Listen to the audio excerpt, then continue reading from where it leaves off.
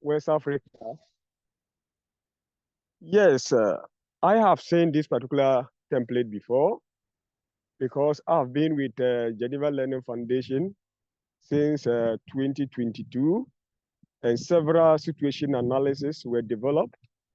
I have seen it, and I'm grateful that this time around I've been given another opportunity to participate or in this particular course, Equity Matters. We actually need to have fairness in all system of health sector so that our community can also enjoy whatsoever is part of the health system.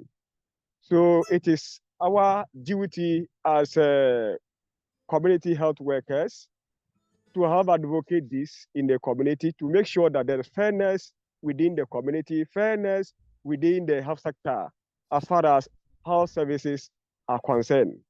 Thank you very much, Rita. Thank you very much indeed. And so we do have at least one person, NA. If you could change your name, you can rename yourself so we can see what your real name. That will also help figure out if you actually attended the session or not, as well as Sapine Godwin. They both said that they had not seen this platform yet. So I urge you did enroll in this platform at some point. So you can see here, this is where you would have enrolled in this course, which is why you're now receiving messages about it.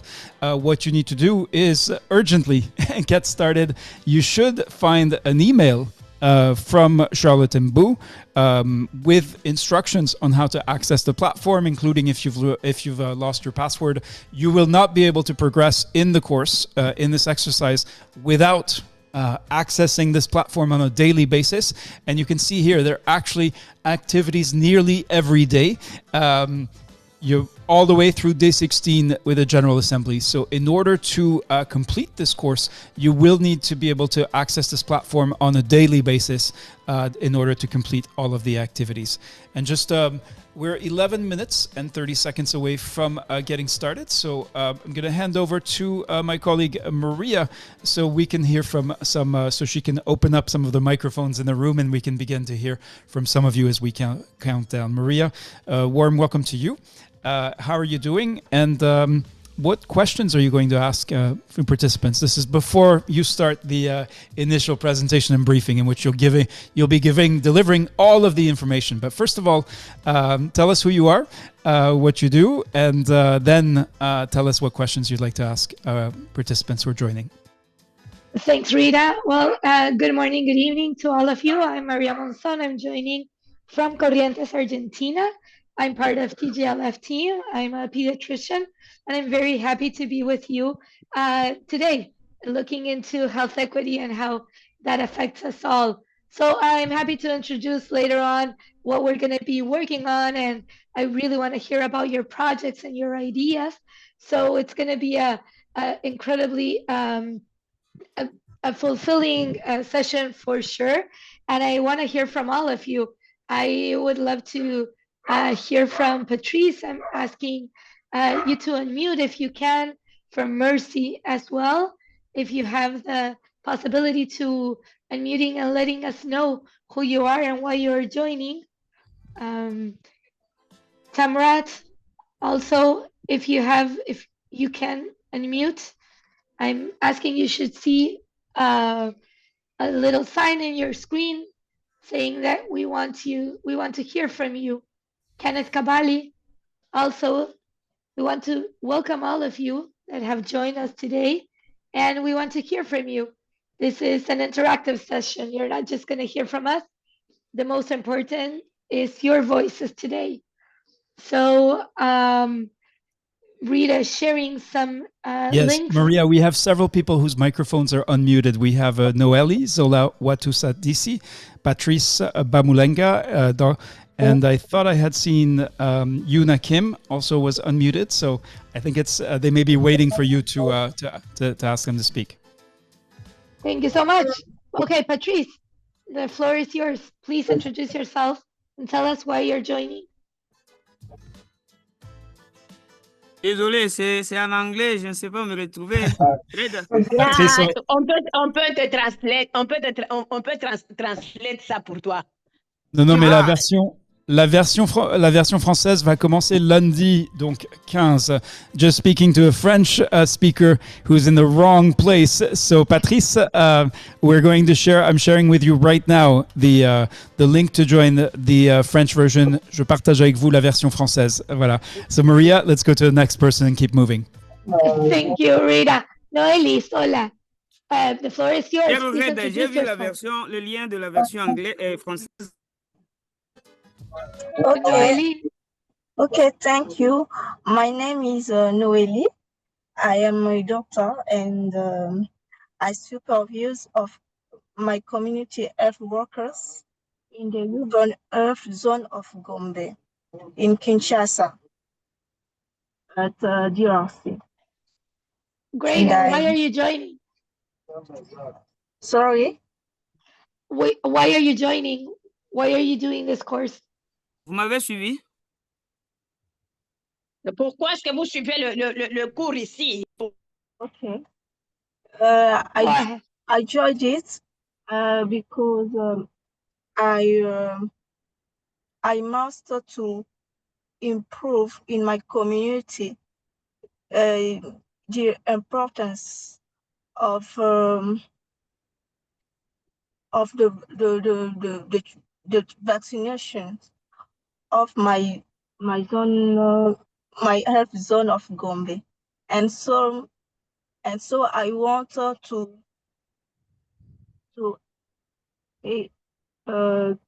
include some experiences with many partners and a colleague. Just this. Thank you so much. Thank you for joining and thank you for sharing. Yuna Kim, your mic is unmuted. Please introduce yourself and tell us why you're joining. Sorry, I don't catch you. Hi, Wait. I'm Yuna Kim from South Korea. Nice to meet you all. I'm working for Korea Disease Control and Prevention Agency. I'd like to understand what is health equity and connect to my work practice. Thank you. Thank you very much. Musa Sani, I was asking you to unmute if you want to share, and Dr. Sambo Godwin as well, if you want to share with us. So Maria, there are several people who were unmuting themselves. So what I've done is we now require participants to raise their hands. We'll try to avoid having to do that, but at least at the beginning, it's probably necessary. So if you would like to speak, raise your hand. You should find a little, it's literally a little hand icon that you see on your Zoom. If you're on your phone, you may have to swipe around to find the raised hand. I see Dr. Sambo Godwin Ishaku has figured it out. So Dr. Ishaku, over to you. Asking you to unmute. You now need to respond in order for your microphone to become activated. Okay. Good afternoon, morning, evening, whatever the time is. My name is Dr. Sambo Godwin Ishaku. I was working for WHO for the past 20 years, but I have now retired. I'm going into the public space. Now, during the course of my work, we've seen a lot of inequities, and this is an opportunity for me to learn more because the next phase of my life, I want to really work directly with the communities to see what I can do to impact them based on the experiences that I have working with WHO. So this is a unique opportunity for me to improve and to see how I can actually contribute to my own community and the country at large. Thank you, and over. Thank you very much. And as you know, we do have an activity in the community. And of course, if you haven't been there yet, well, we wanted you to come to the Zoom room so we could show you what to do and how much you're missing, because you will not be able to progress in this exercise, in this course, without completing the activities that are in our Go platform. And you can see here now, there are some Francophones who seem to have been somehow ended up on the English language course. The French course is starting on the next Monday on the 15th.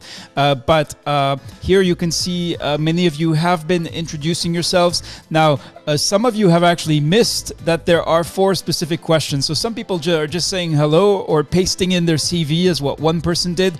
There are actually 4 specific questions, and we will be removing comments that are not answering all 4 questions, and you will not be able to access the next set of activities without having participated in this introduction. Why do we do that? It's not that we're mean. It's actually that this activity, this course, you're going to be dependent on your colleagues, and they will be dependent on you. So you will not be able to finish a course, and we do want to keep out the AI. I saw one of us probably, yes, let me just, yeah. So, yeah. Yeah, I'm just dealing with a problem. So we do have some AI note takers. We don't allow these. We'll make the recording available, so you don't need to use your note taker or Firefly or Otter or any other AI to keep notes. But to come back to what I was saying, so here we actually, and I realize we're starting in 2 minutes and 30 seconds. So we there are specific questions to answer, and you will not be able to progress with the introduction. So really appreciate the live introductions we're going to hear today. So I believe we are ready and to start the countdown to kick off this exercise. Maria Monzon will be kicking off. All right, so we don't want to admit the Fireflies note takers, so we just want to remove them so they don't come back in. It's Dr. Maria Fernanda Monzon, who will be kicking off with a presentation. So she is stuck with the hard task of actually giving you the most critical information you're going to need to survive this exercise and to successfully complete the exercise. So do pay attention. There will be times when she's going to ask you to participate, and then there'll also be times where you're going to discover breakout groups where you're going to have to introduce yourself to other course exercise participants. So that'll be in 1 minute and 20 seconds. Then we'll have the opening ceremony for this exercise and for day 2, what we call Discovery Day, because we'll be exploring together and discovering together as we learn together.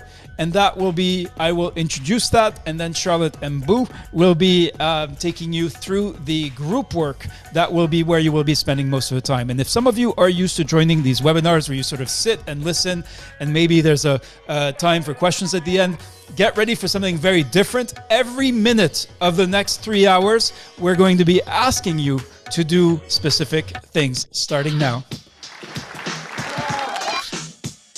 And then we're now 30 seconds away. The first 3 questions that we're going to ask you are I've just posted in the chat. So we do ask you, we'll ask you to introduce yourself. We'll ask you, why have you joined this exercise? And what is the situation you are writing about in your course project? So 10 seconds away now. All right, now we can start the applause. And we want you to feel as well as think in today's session. We also want to make sure that if for any reason you cannot hear me, make sure that I see, for example, Liban Ido and a couple of other people who don't have their microphones turned on. We want to make sure you join computer audio, otherwise your attendance, you will be recorded as absent. We also want you to avoid interruptions, to block incoming calls during the session.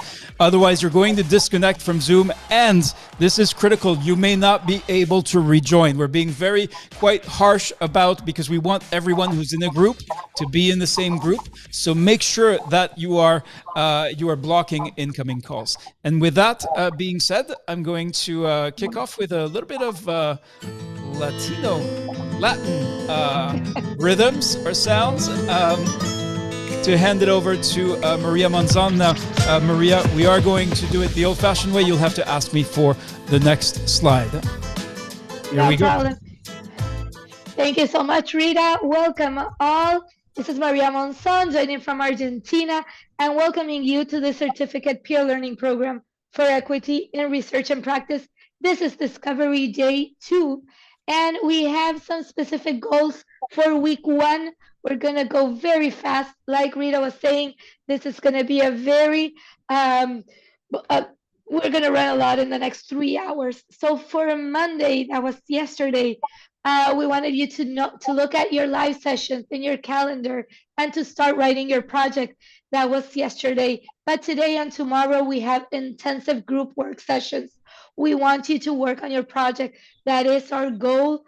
On Thursday, we will have our first peer support session that will help us finish your project. And on Friday, that is the date when you will have to finish it and submit it. So let's move on, please. What is it that we're going to be learning together? This is not just what we were just saying. You sit down and you hear people talking. This is a different type of learning experience. You're going to be joining your colleagues and we're going to be building equity and health together. So these are just a few things where we will grow stronger. We'll see problems in a new way. We're going to understand what is the role that we are creating change in. We're going to look into practical action plans, yours and everybody else's. We're going to be sharing them and learning from each other. We're going to be building a global network of allies. And the most important, we're going to support each other as a team. So now I want to hear you. This is your turn. We want you to introduce yourself shortly. Let us know who you are, where you're joining from, and why have you joined this exercise? What is the situation that you're writing about in your course project? I would love to see some hands raised. Go ahead, Rita. Yes, indeed. So please look for the raised hand icon. We tried allowing everyone to add their microphone, so we're going to need someone quickly to think on their feet and click on that raised hand icon to answer these 3 questions. It's really just getting to know you and just, okay, and I see Sapine Godwin is first up. So, and I'm hoping you'll tell me if I'm mispronouncing your name. You now have to, we're now asking you to unmute, so you need to actually look for that prompt and say yes, that you want to activate your microphone. All right, I think we've got you. Godwin, over to you. Okay. Well done, sir. Good day, everybody. My name is Sambo Godwin Ishaku. I'm from Nigeria, Benue State, to be precise.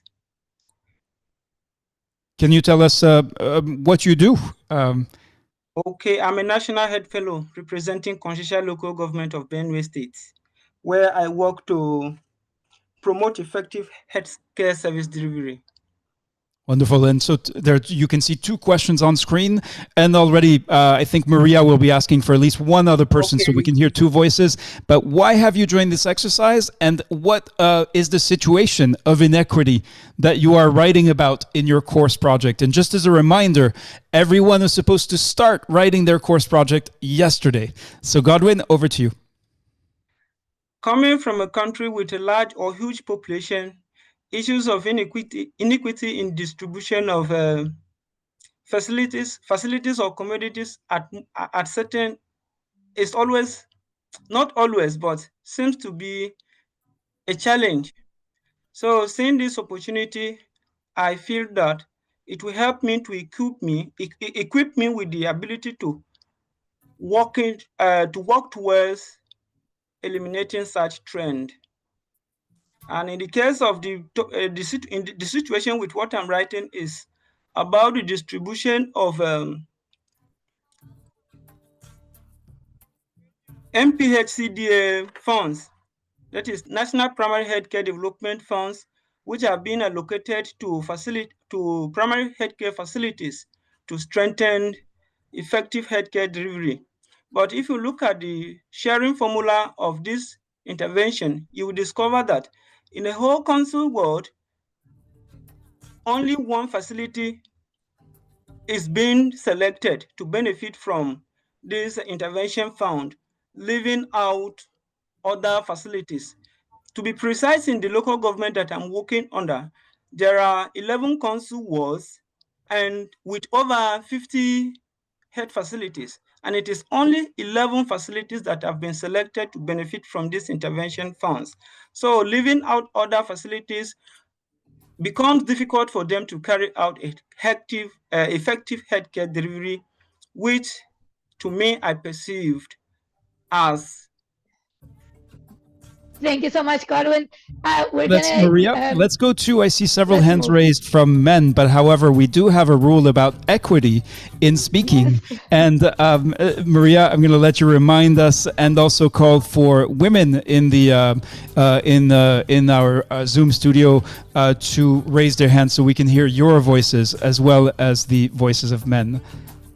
Yes, like Rita was saying, our rule is if one man speaks, the next one we would like to hear from a woman. And if it's from one country, we would love to change countries as well. So Faiza Rabbani has her hand raised, yes. So let's go to go Dr. Rabbani and a warm welcome to you. Hello and Assalamu alaikum from Pakistan. My name is Dr. Faiza Rabbani.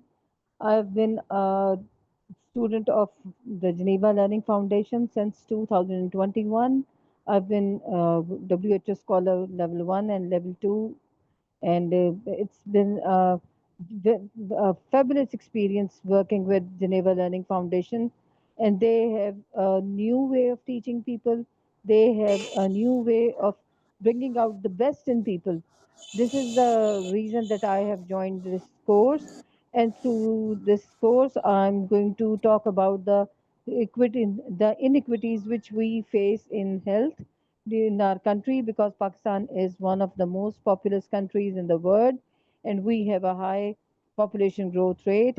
But recently, but after 2010, the federal function of health was devolved to the provinces, and all the 4 provinces and the 5 governments and the federating areas, they all have their own ways, they have their own choices, and they have their own directions towards health. Their priority toward health is different. So initially, when it was all under federal government, we were able to know about what's going on in the other provinces. But now, after devolution, we face great challenges to get a hold of things from other provinces or experience sharing from other provinces. Quite recently, as I'm from the province of Punjab, which which contains 50% of Pakistan's population. It's the biggest population in Pakistan. And since we have the largest population chunk in Pakistan, we have the largest load of population growth rate as well. Initially, there were 2 departments which were working for health and one for population. But since March 2025, both the departments have been merged, and all the healthcare providers which were trained for family planning, they were they were dislocated from their centers, they were merged with health, and they've been asked to do the work of other health professionals, or they are not focusing on family planning. They are in quite distress, and they wanted me to pick up this topic and highlight this topic and get a solution for because they are specialized people, they are trained workforce, and now they are not being able to provide their services as they were trained. Now they have to work like other or ordinary health workers who are Thank you, sitting in Faisal. peripheries or doing work. Thank you very Thank much. you so much. Faiza. Thank you Yes. for sharing. Okay, in the interest of time, we are we're showing now. So we're gonna learn together in a different way. So we have a support system. You are not alone. Do not suffer in silence. This we're gonna be repeating all around our course. There's built-in support in every step. So we will have small group works. We have structures and deadlines that we're gonna go through during this and every other call that we have. We have daily peer support sessions that we will ask you to join. And there's a powerful peer learning system here that we want you to be part of. When we help each other, our whole learning community becomes stronger. This is something that we have to focus on. There are a few top tips that we want to share with you, and this is what will bring you success. Make time for your learning. This is the most important thing. And we will ask you to share with some colleagues how are you going to make time for your learning and what have you already worked around in your schedule to make time for this. We want you to know what you want to achieve. This is important. You have to know where you want to go. You have to choose that problem that is important to you. It doesn't make sense if I tell Dr. Faisal what she should be talking about. It's something that matters to you, that affects you. You have to start your project on day one. That was yesterday. If you haven't started on day two, that is today. We have shared a rubric as your project map. This is in the community, in the platform, sorry, and you can work through it. You have to trust the learning process and give the kind of help that you want to get. This is all about peer learning. Success comes from commitment, focus, and from helping each other. And now this is one of the most enrichful parts of our call today. We're gonna meet, network, and learn. We're gonna have 5 minutes in a breakout room where you will have time to introduce yourself, tell us why you have joined this exercise, and what have you done to block time for this course. So in these 5 minutes, and you will have to join, there's gonna be a button in your screen where you get to join and meet with a colleague and answer these 3 questions. Are you ready for that? You will see the breakout rooms. Please leave time for all of you, and then we will bring you back to this session. You can go on now.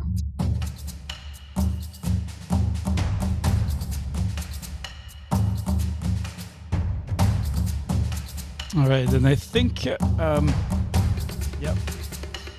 if you've just joined, we're starting the breakout rooms. There should be 1 or 2 other people in each room, and your task is to meet and introduce yourself and meet others. And we'll be going from room to room. It's just 5 minutes, but it should give you a little bit of time to get to know each other and begin building connections with colleagues. For those of you who are still in the room, usually it is because you got disconnected, or because you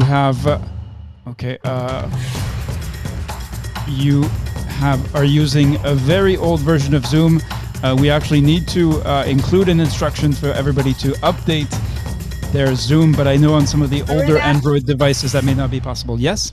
There are some people that are just joining now. So they joined after the breakout rooms were created. Okay, we're trying to send them to assign you to a room. I see, for example, in room 1 right now, there's no one talking. So Charlotte and Maria will be right. And actually, Faiza in room 30 has asked for help. So I'm just going to send out broadcast a message.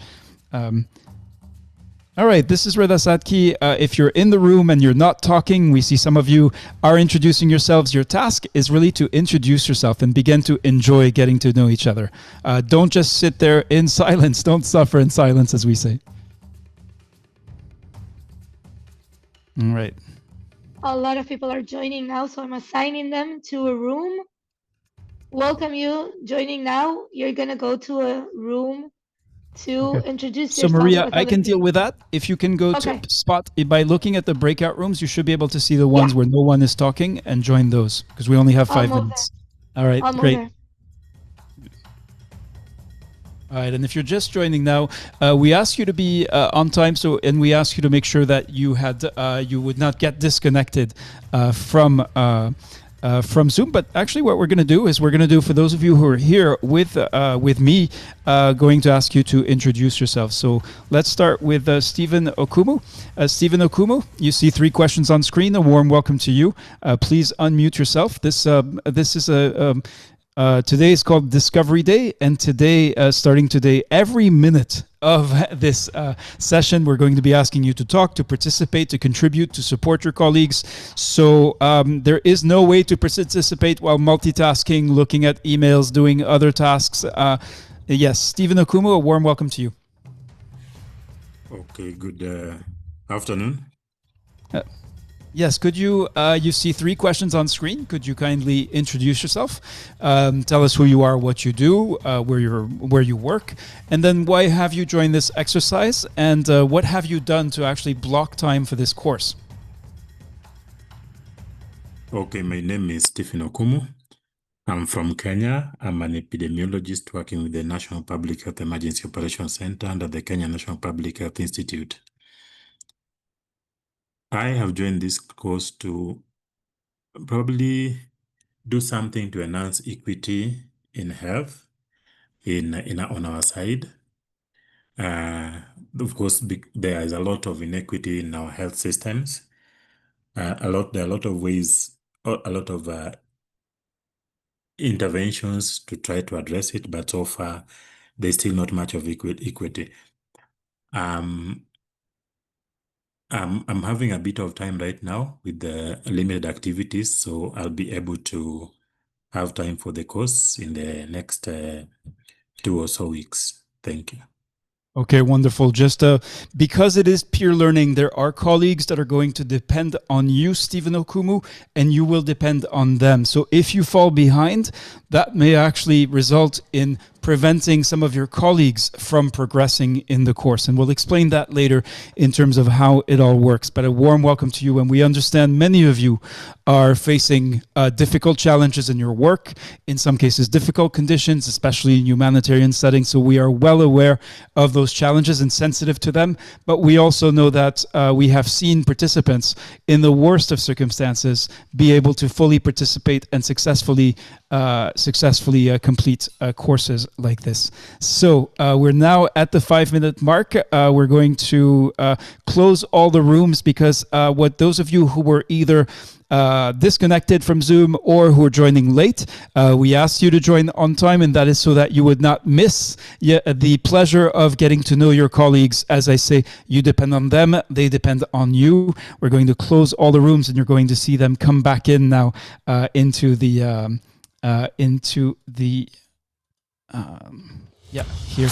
into the room in about 60 seconds. We only got to hear from one person who was here, but I believe we're going to do it again. Let's see, we're making good time right now. And just for those of you, if you haven't started yet on the activities in this course, there were activities to already complete yesterday. You can still do them, but you really need to focus because this is a time-bound course we do over the course of 16 days, what is the equivalent of a 10-week course. So it is going to be intense, but well worth it. It means after 16 days, if you've kept up, you're done and you can earn your certification. So we should be seeing, yes, the rooms are going to close in 5 seconds. All right, and here we go. All right, everybody should be coming back in now.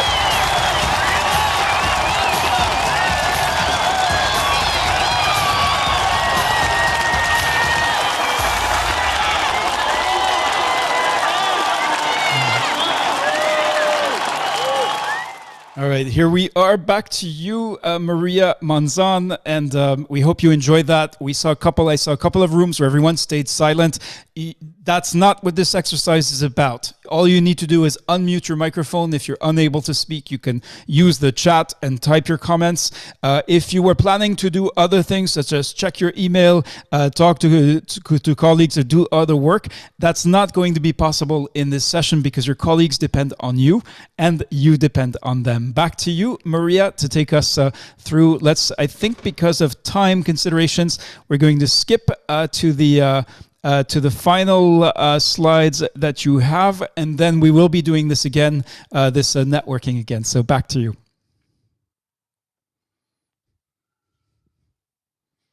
Oh, Maria, right now we cannot hear you. So I don't know if that's a problem with your microphone. Otherwise, I'm going to ask Charlotte, if Charlotte, you can take us through these final slides so that we can stay on time. And Maria, as soon as you fix your microphone, please let us know. Okay, thanks, Reda. It's a pleasure. And I want to exhort you to pay attention to email because there are two places that you need to go to. The most important is the course platform, but you'll be getting reminders from us from time to time in your email. So please pay attention to your email so that you don't miss out on any essential and important information that will come your way. Next slide, Reda. All right, so another place where you can get instant support when you need help is the community. So one thing I'll encourage you to do is to check the community daily for updates from the team, but also to ask for help or to provide help to a colleague. That's what peer learning is all about. So thanks, Reda, for sharing the link in the chat. Now, everything you need to succeed in this course is on the Go platform. That is the peer learning platform. Take the time to read everything that is posted there as much as possible. When you go through the task, don't complete a task ahead of time. Go through the task when it is due and ensure you mark as complete. It also helps you to understand your own progress. If you complete a task, like completing a day 3 task on day 2 is a violation of the honor code. So I want to exhort you to try to respect the honor code as much as possible, because that is the spirit of peer learning. So you have the responsibility to uphold the honor code in order to maintain our learning community as a space of trust, integrity, and genuine professional growth. And unfortunately, there will be consequences for violation of the... Yeah, just to say, Charlotte, as you know, we've already had one honor code violation, and we've written to that person. They have until Friday to write us back, and we'll be removing them from the course. We have zero tolerance for unethical behavior. That includes the use of AI. We have AI detection applications, and what we ask is if you use AI, you declare it and be transparent about it. Thank you so much, Reda. So one of the very essential parts, and I think that's why Reda has kept repeating this, Maria herself, is your engagement throughout today's session. One of the highlights of the session is the group work. You'll be working in groups. And if you have a laptop, that's so much more better, because you'll have to complete what we call the note takers template based on the discussions that you have on a group. So you have, the groups will be randomly assigned, and each time the time will be limited. So many a times people tell us the time was too short, but that is the Charlotte, I see one person who says, how can I go to my room? Okay, so when the time comes, we'll automatically send you to the room where you belong to. So just hold on, and then there is a slide we will show you if you get kicked out of your room, what do you do to rejoin? But one thing that you should keep in mind is all the group work that you're doing will help you to develop your project, which is due on Friday. The course project is the main deliverable of this course, and the deadline is very strict. It is this Friday, the 5th. That is why you were supposed to start working on it as at yesterday. So if you are short on time, all the information that you need is in the rubric, and we'll be sharing the rubric in the chat for those who have not been able to download it from the platform. And thanks, Reda, for sharing the link to that. So I said it earlier, if you need help, the easiest place, the fastest way for you to get help is on our community page. So bookmark this page on your browser so that you have easy access to it whenever you need help. All right, and let's see if Maria Monzon is back with us. Maria, so are you there? sorry. Okay. Yeah, so sorry. I was speaking on top of the slides. You weren't hearing me. So All right, sorry about there that. seems to be a problem with your microphone is a bit loud, but what we're going to do is we're going to go to the second networking activity. We haven't heard back from any of the participants who joined the first one, but we're now going to go back in. Let's see. So you should find yourself with one or two other people. They're going to be different people from the ones that you first met, but the same principle. You'll have 5 minutes and throughout this session today, you'll see you have to be quick and respond rapidly and figure out what you need to do and then actually do it. So we're going to recreate all the rooms. That is mostly because, let's see, we're far greater in numbers now than we were a few minutes ago. So let me see. So that would be, So that would be, yeah, third. So yeah, so you should find yourself with two or three people in the room, and we're just going to start. So we're sending you back. What you should do in this room is unmute your microphone, introduce yourself, explain why you've joined the exercise, make it quick because there are other people who also need to answer these questions, and then tell them what is the situation of health inequity that you're writing about in your course project. So here we go, 5 minutes. We know it's fast, but this whole day is going to go by in the same way with this really accelerated methodology to support your learning. Here we go.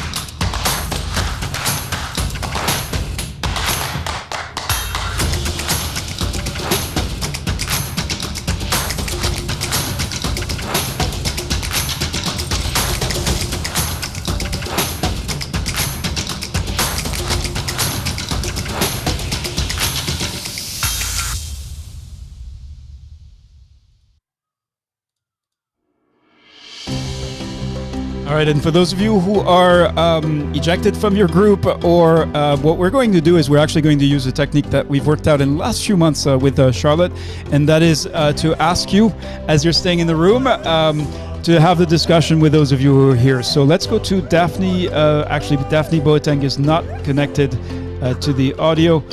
Let's go to Ibrahim Yakubu Pashala. Ibrahim, are you able to speak to us? We'd love to hear from you. Again, everything in this session is going to require your active participation.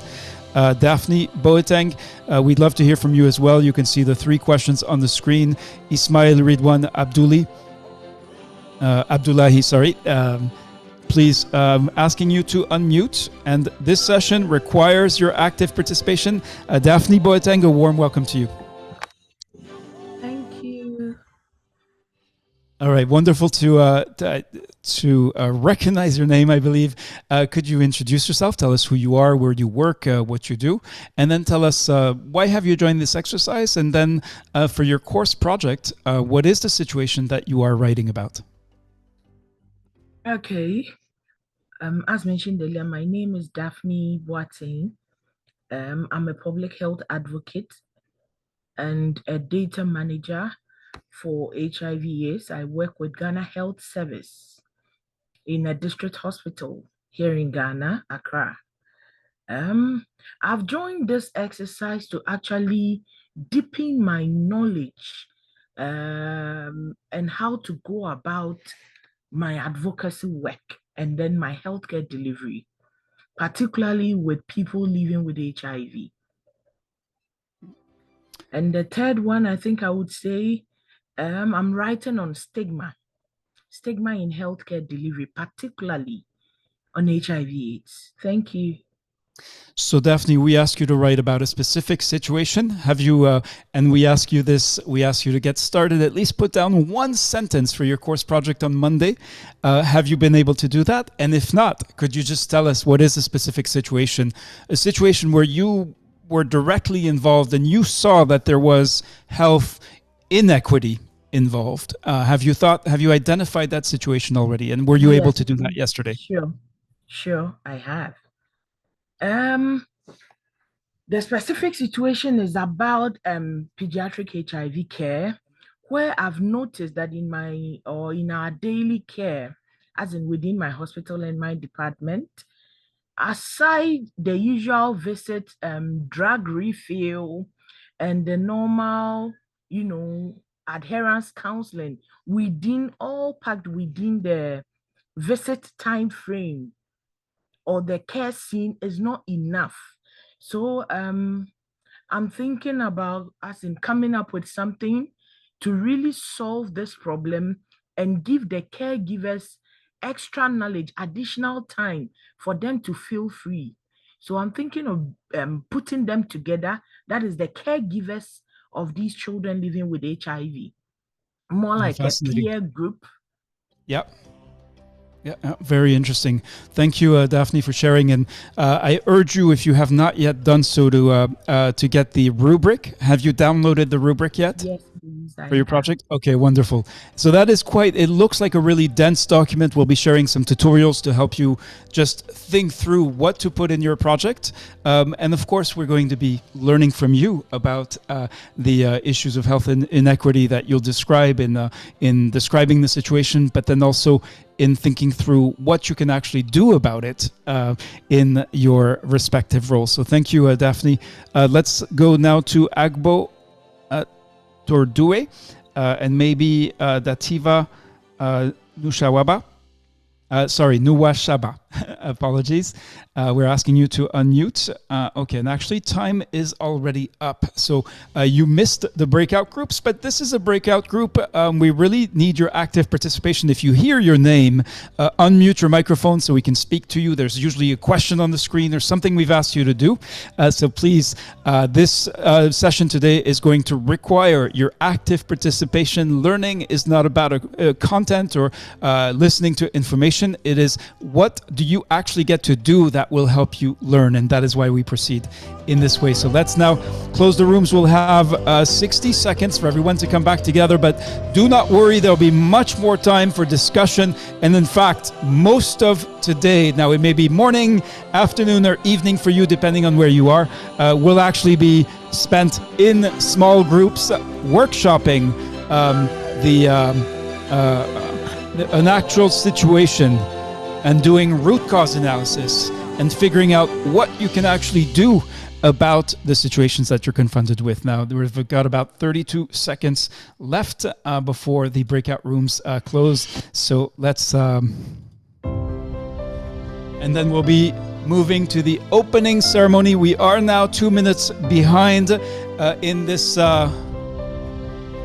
exercise, but we'll make up for the lost time in the opening ceremony. We'll be workshopping together a situation. Maybe we'll come to some of the colleagues we've heard already, and we should be. Let me see if the breakout rooms are now closed. Yes. All right. So let's welcome you all back.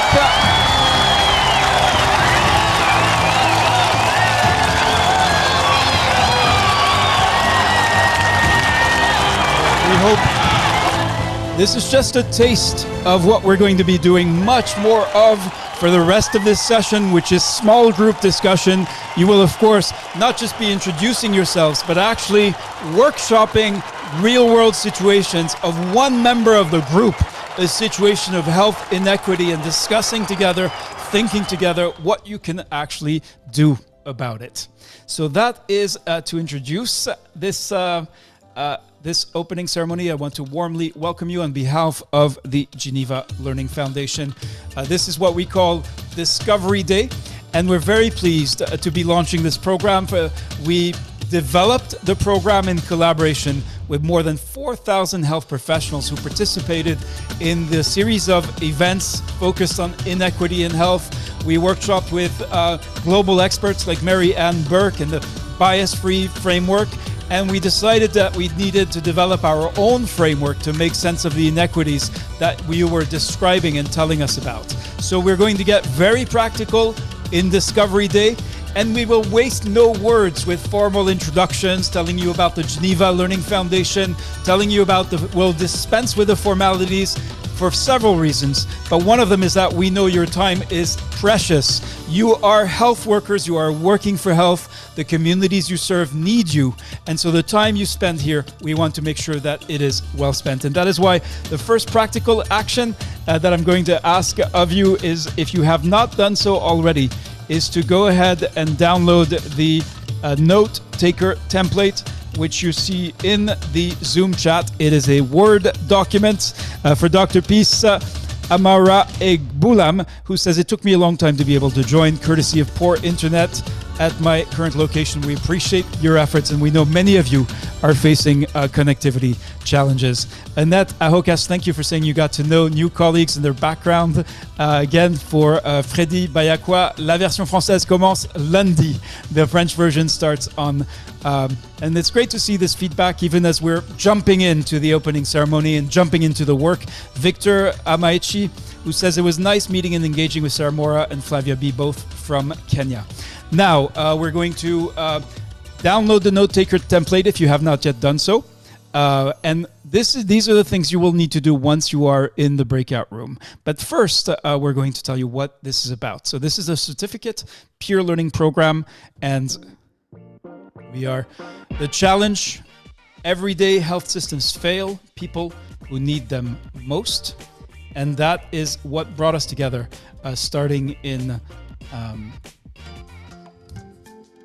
I believe it was May 2025. And we hope to contribute to the solution with the HEART program. So HEART is an acronym for Human, Equity, Action, Reflection, Transformation. It's a structured peer learning methodology which you're going to discover in this exercise that will take you through this process of identifying inequity that you're confronted with and then thinking through what you can actually do about it.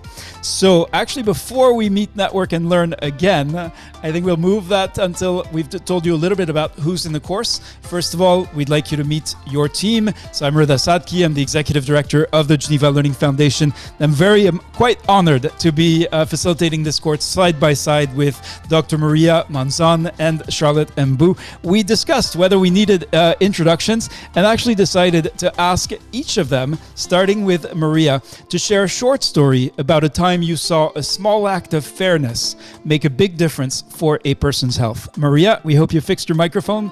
Over to you. Thank you, Rita. Well, yes.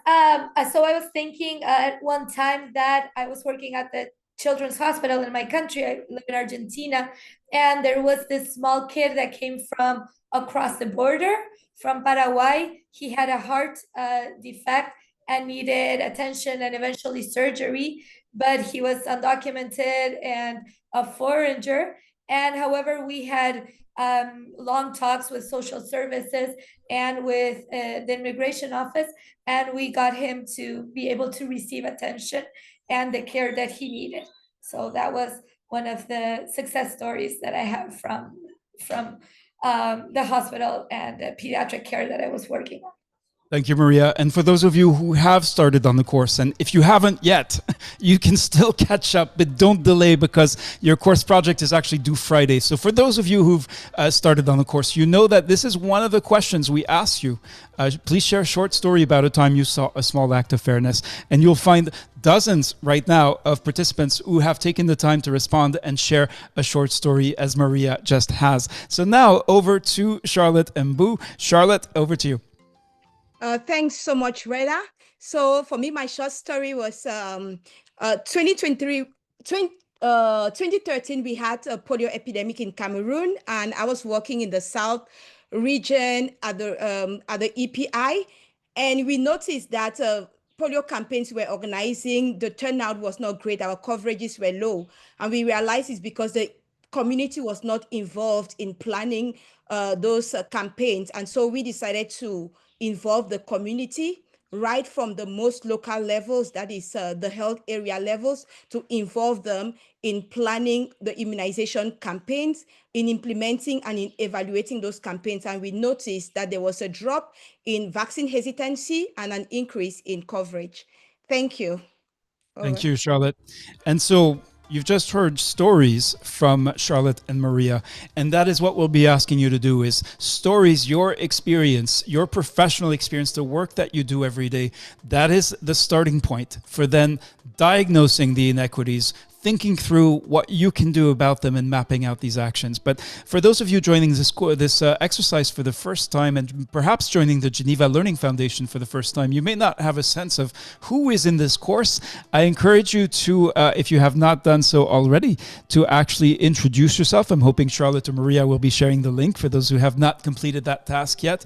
But I also want to give you a sense of who we are. We asked you a question, and usually when we ask you questions or we asked you to complete a questionnaire, it is because we want to give back to you what you told us.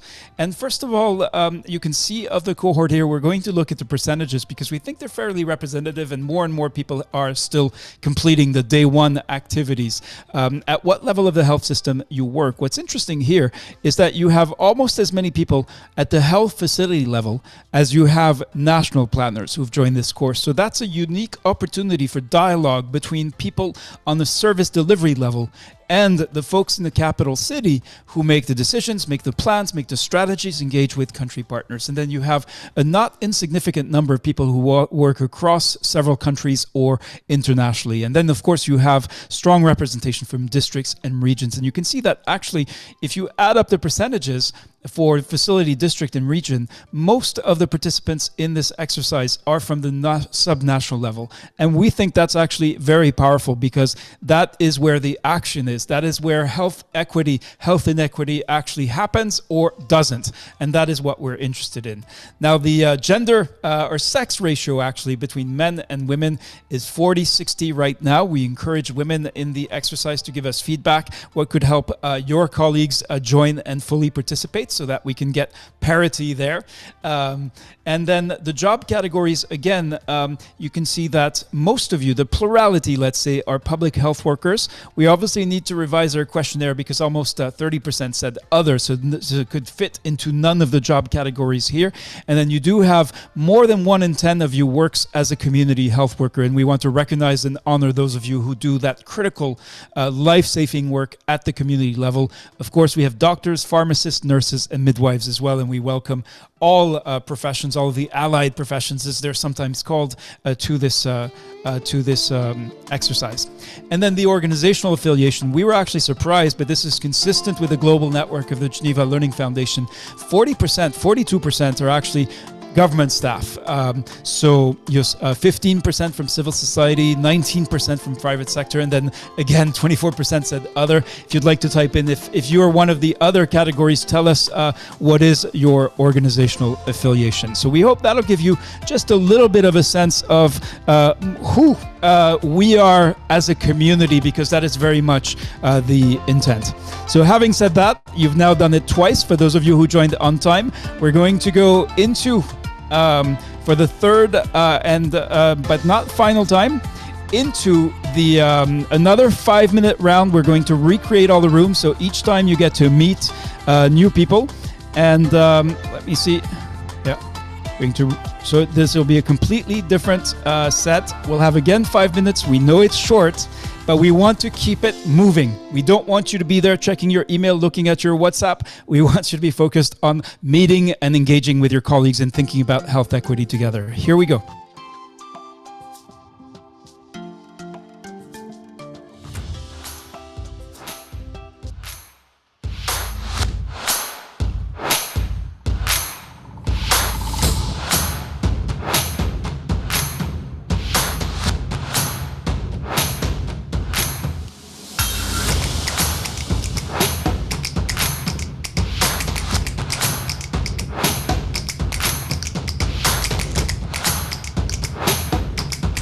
All right, and what we're going to do with those of you who are still here, so who, for whatever reason, are not moving into the breakout rooms, we're actually going to discuss the questions. And in particular, we're going to be this time focusing on question 3. So let's go to Afayo Rachel. Afayo, warm welcome to you. We'd love to hear from you. Okay, and I see Afayo has just disappeared from the room. So let's go to Sua, Boris, and Selme, and Dr. Walayat. And Peace Amarag Ulam. All right. So we see more people coming in. So this is fully participatory. So Peace Amara Egbulam, warm welcome to you. We do expect and ask you to participate. And we have 3 questions up on screen. So please...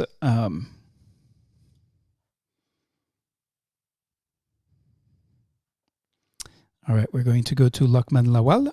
because we're not hearing from some of you. And we hope this, this is really actually, it's fun at this point. Before we get down to work, it's really an opportunity to just meet, network, and learn with colleagues from all over the world. Let's go to Sua, Boris, and Selmi, and please raise your hand to confirm that you're actually there and active and listening.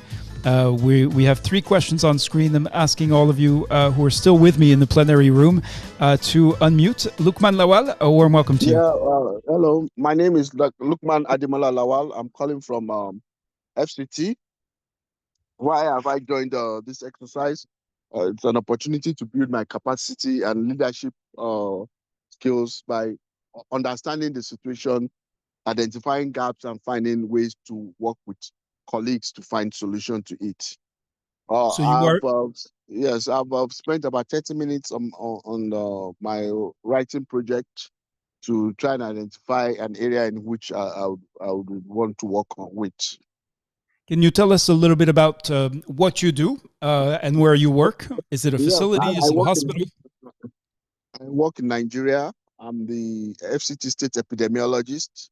So I coordinate epidemiology at the Federal Capital Territory for FCT. So I'm looking at working, how would I identify gaps when it's training gaps for my staff, how to ensure that everybody's carried along when they are training opportunities, because usually they are limited training opportunities. And before I got to these positions, in the past, I've seen situations where I felt that I should have been nominated for trainings based on my capacity, based on what I've maybe previous trainings that I've attended, and so I should have been selected to go for a training and not other persons. But now I'm realizing that it means much more than that. That you've attended does not mean that you should keep going. There are others whose capacity needs to be built to catch up with yours, so that I can have a larger pool. So that's part of what I'm trying to see if I can work on, to identify these inequalities and to work with my community, which are my staff, to find a solution to it. Thank you. Thank you very much indeed, Lokman. We are not done asking you questions. Please unmute back. So that could be an inequity in which around which you could develop your course project. Who has access to training and capacity building opportunities? Is it along those lines that you're thinking? Because then it could be in your position now, proactive action.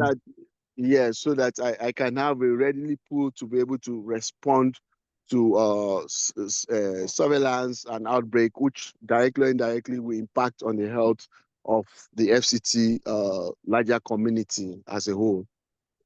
Wonderful. Yeah, that sounds very, very interesting and definitely a worthwhile project. We do agree that, especially because there's economic incentives associated with a lot of training per diem, the incentives are kind of warped. Who gets selected, who goes, is not necessarily dependent on who needs it the most. Not speaking about any country or context in particular, but just in general. All right, so we're actually at the 5-minute mark. We've only heard from one of you, but thank you so much, Dr. Lukman Lawal. We're going to close the rooms, and so all of the participants who've been in the breakout rooms are now going to come back. And I think we're going to, close the rooms now. And I'll have 60 seconds to come back into. It's going to be a very short time, but as you'll see, the rest of this session is going to be as intense, as fast-paced as what you've just been through. And we are going to actually share the definition for the purpose of this exercise of health inequity when we come back. For those of you who are already back in the plenary room, you can take the time to read the slide as we are going to then get to a practical case. And we'd like to ask you to raise your hand if you have a situation of health inequity that you are ready to share with fellow participants in this exercise. If so, then as a group, we can work on this situation together before we break up into small groups to do exactly that. So the breakout rooms are closing in 9, 8, 7, just in a few seconds. All right, and I think we are going to take maybe a minute to hear from a participant. All right, here we go. All right, welcome back. We know these rounds are short, and we hope that this leaves you thirsting for more to get you to know your colleagues. And we're going to deep dive into the actual work, not just introductions. I think it'd be good to hear from at least one person who about their experience. We saw some people sharing in the chat, and that's a really good way to do it. So is there anyone who's going to be fast on their feet or on their keyboard to actually raise, or with their mouse or screen to actually raise their hand and tell us what happened in their introductions, who did they actually meet, and what was their takeaway on those answering those three questions. So is there anyone who's going to be, okay, Vivian Ibarra has actually got a racing flag as their personal icon. Vivian, please go ahead. Yeah. Good afternoon, good morning, everyone. My name is Vivian Ibarra from Nigeria, a frontline rescue worker. The three breakout rooms I've joined, room 12, 16, and 20. I've met amazing people. I really have learned a lot about equity. Some don't really know about my space, and I also don't know about their space, but we're all eager to learn, to know more, and to make an equitable Africa. Like I was sharing with one of them, I said, in Africa, we've had a lot of inequality, especially in the space of gender. There's no gender balance. But with this program of GFL, really amazing people that just brought this up, were really, really ready to go the whole 9 yards and do everything, help ourselves, hold each other's hand and move. So the only word for me, just one word for me, is amazing. All right, Thank wonderful. you. Vivian Ibarra, thank you. I think that definitely, if we were in a physical room together, I'm pretty sure there would be applause. So here it is. You do have up on the screen the definition that we'll be using in this exercise of health inequity. So health inequity occurs when some people have a much harder time being healthy than other people. And these differences are not natural. They can be avoided, and they are unjust. So you can read, for those of you who've had time to read the slide, and these are resources that you will find in the course platform. So one question to think about in your own work: who might be left out by the normal way that health programs are designed? So I'm now going to hand it over to Charlotte and Boo, because we're now going to ask for a volunteer to share a specific situation of health inequity, to describe that situation, and then Charlotte is going to take you through the 5 whys technique for perhaps not your first introduction to this. Charlotte, over to you, and we do need a volunteer, someone to raise their hand who's ready to share the situation of health inequity that they will be confronted with. And I see we already have one. So let's go to Elizabeth Oduwole, and over to Charlotte for this segment. Thank you so much, Reda, and warm welcome to you, Elizabeth. So we are really looking forward to hearing your situation. So share a specific true story of health inequity that you have seen in your work. Thank you very much. Please introduce yourself first. I am Dr. Elizabeth Oduwole, a retired permanent secretary and a retired consultant anesthetist.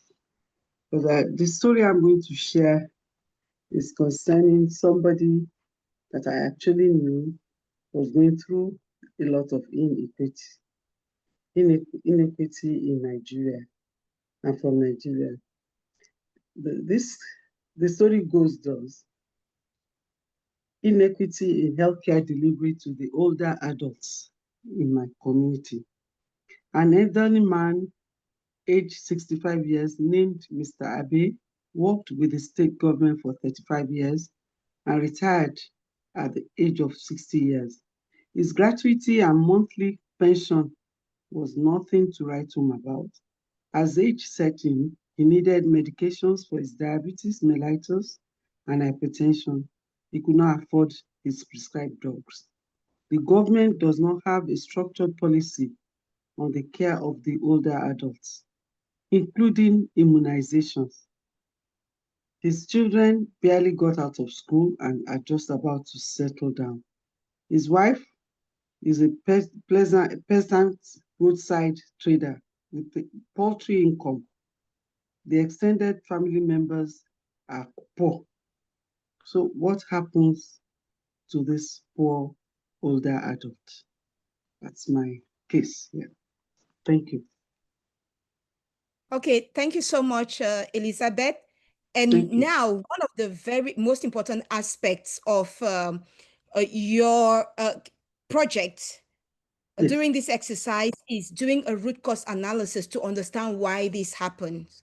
And to go to the root cause of this, we try to say you ask why 5 times. It's like peeling the different layers of an onion until you go to the core where you can no longer peel. That's the root cause. So I'm going to start by asking you the first why. Why do you think this happens? And I'm also asking colleagues in the room who are listening, you know, you can also type your reason. If you have a similar experience, you can type the why in the chat. Why does this happen? But we are going to go through these together, Elizabeth. So why do you think this unfairness happens? So just to get very specific, so I understand the unfairness of the inequity here is the lack of access to medicines for diabetes due to a too small pension. So why is the first, that is the first why is about that specifically. Yes, I believe that it's because there is lack of government policy for the elderly, or probably something ought to have been deducted right from the time one gets into the service to take care of ones that in form of insurance or something. This is one of the very first one I would think of, because we don't have any structured policy on this. Okay, so if I got you correctly, the first why is lack of government policy on the diabetes management for the elderly. Yes, and hypertension and all old age diseases, actually. Okay. Okay.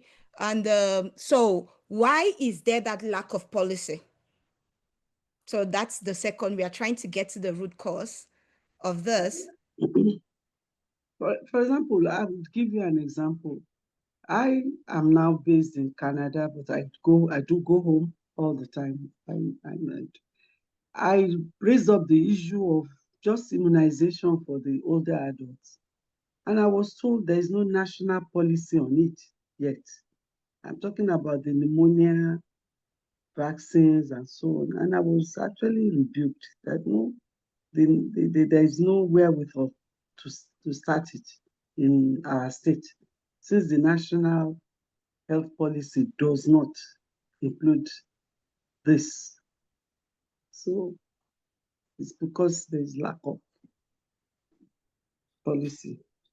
And just what's interesting, Charlotte, is that participants fellow colleagues in the chat are suggesting as an answer to the first why: poverty, weak health systems, poor planning, bias, the absence of policies. Someone said just lack of money, and then the lack of advocates, no one to advocate for the elderly. Exactly. So nobody to represent these people. Nobody's there to advocate. So lots of reasons in the chat. So what do we, because when I listened to you, you still went back to talking about lack of policy. That is the first why that we got. But concretely in terms of why is there no policy? Could it, so could it be because there is no advocate, or, you know, who in the government is supposed to? Exactly. There's no advocacy for them, for the elderly. There's no advocacy. People believe that elders can die, but that shouldn't be. I think we need to advocate for the elderly. Okay, so that is our second why. Now the third why is there nobody to advocate for the elderly? Why is there no representative? And I see some people adding more why. Like I said, people believe that once you are old, you can die, and it shouldn't be. I don't know why, but that mindset should change. It should actually change. So we could call that social norms. Yeah. Social norm. Everybody should have a right to life. So it's bias social norms or just social norms, Reda? Bias social norm. That's Okay. And yeah. So I'm seeing so many and I hear Emmanuel Yibo say, please, I can hardly hear. So one tip I want to share for those who are having bandwidth issues is you can stop incoming videos in Zoom. That way you are able to save on your bandwidth and you will hear better, even though you're not seeing the videos that are on. So that is one way to help, especially when you go to the breakout rooms. I think what's critical here is I'm seeing in the chat, so it's unclear which why you are responding to. So it's not just finding 5 different reasons for why something can happen. It's really, as you can see on screen, look at your answer for why number 1 and ask, why does why number 1 happen? And then do as Charlotte has been doing. So we've gotten to the point where in answering why number 2, why is there no one to advocate for the elderly? The Dr. Oduwole's answer is because of biased social norms, and that leads us to why number 4. Why are there biased social norms?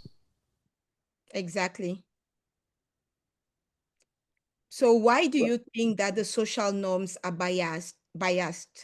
And so, and colleagues that are typing in the chat, keep in mind that this is where we are at the why number 4, and we are asking, why are there biased social norms?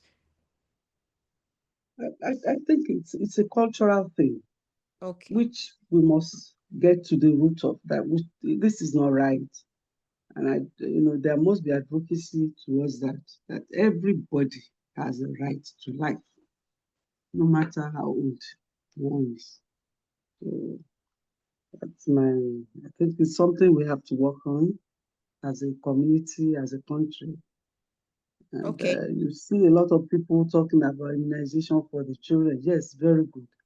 But there could be immunization for the adults too, to stay alive. So that then gets us to why number 5. Why does this happen then?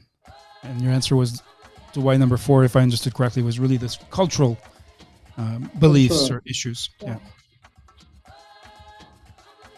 Cultural beliefs. So the question now will be why do people act the way? Why do we have these cultural beliefs? So, and I think you preemptively started talking about that there is no advocacy or no information, but I just want to hear from you to confirm, to know, why do you think that these cultural beliefs are this way in terms of value that is given to the lives of the elderly? I think it's something we grew up with, and everybody just accepted it. And that's why we have to do a lot of advocacy to make people believe that everybody has the right to live. So it's something we must inform people about. We should work on, and because these are embedded in us, and it's not right. Okay, thank you so All right, much. thank you. All right, thank you to Dr. Elizabeth Oduwole for being the first person, but not the last, to share in this exercise, in this equity program. We really appreciate you stepping up to share this case. We're now going to shift back, and Charlotte is now going to lead us through the group work. So we work together, and Charlotte, can you tell us, there are several parts in the group work that participants are now going to do. The why, the root cause analysis is not the first one, but why did you choose to emphasize this particular sequence, the root cause analysis, that is part of the course project? It's one part. Why do you think it's so important? Okay, thank you so much, Reda. We started with the story and then the root cause. It's very important because the actions that you take, you want them to work. Many a times we discover that actions that are being taken don't produce the results that are expected because people limit themselves maybe to the symptoms that they see. like without really digging deep to look for the real reason. Like it was very easy for Dr. Oduwale just to say, there is no policy.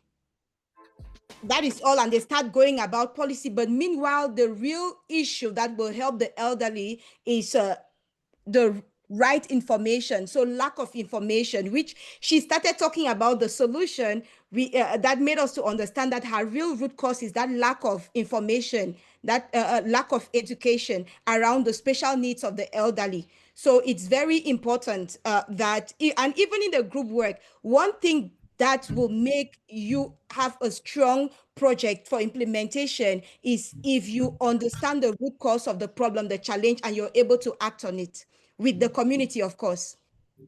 Wonderful. We're now going to shift and dive into the group work. We are officially 5 minutes behind schedule, so that we're going to try to catch up in the group work. But we are indeed doing fine and really appreciating how everyone is keeping up. And already there's so many contributions.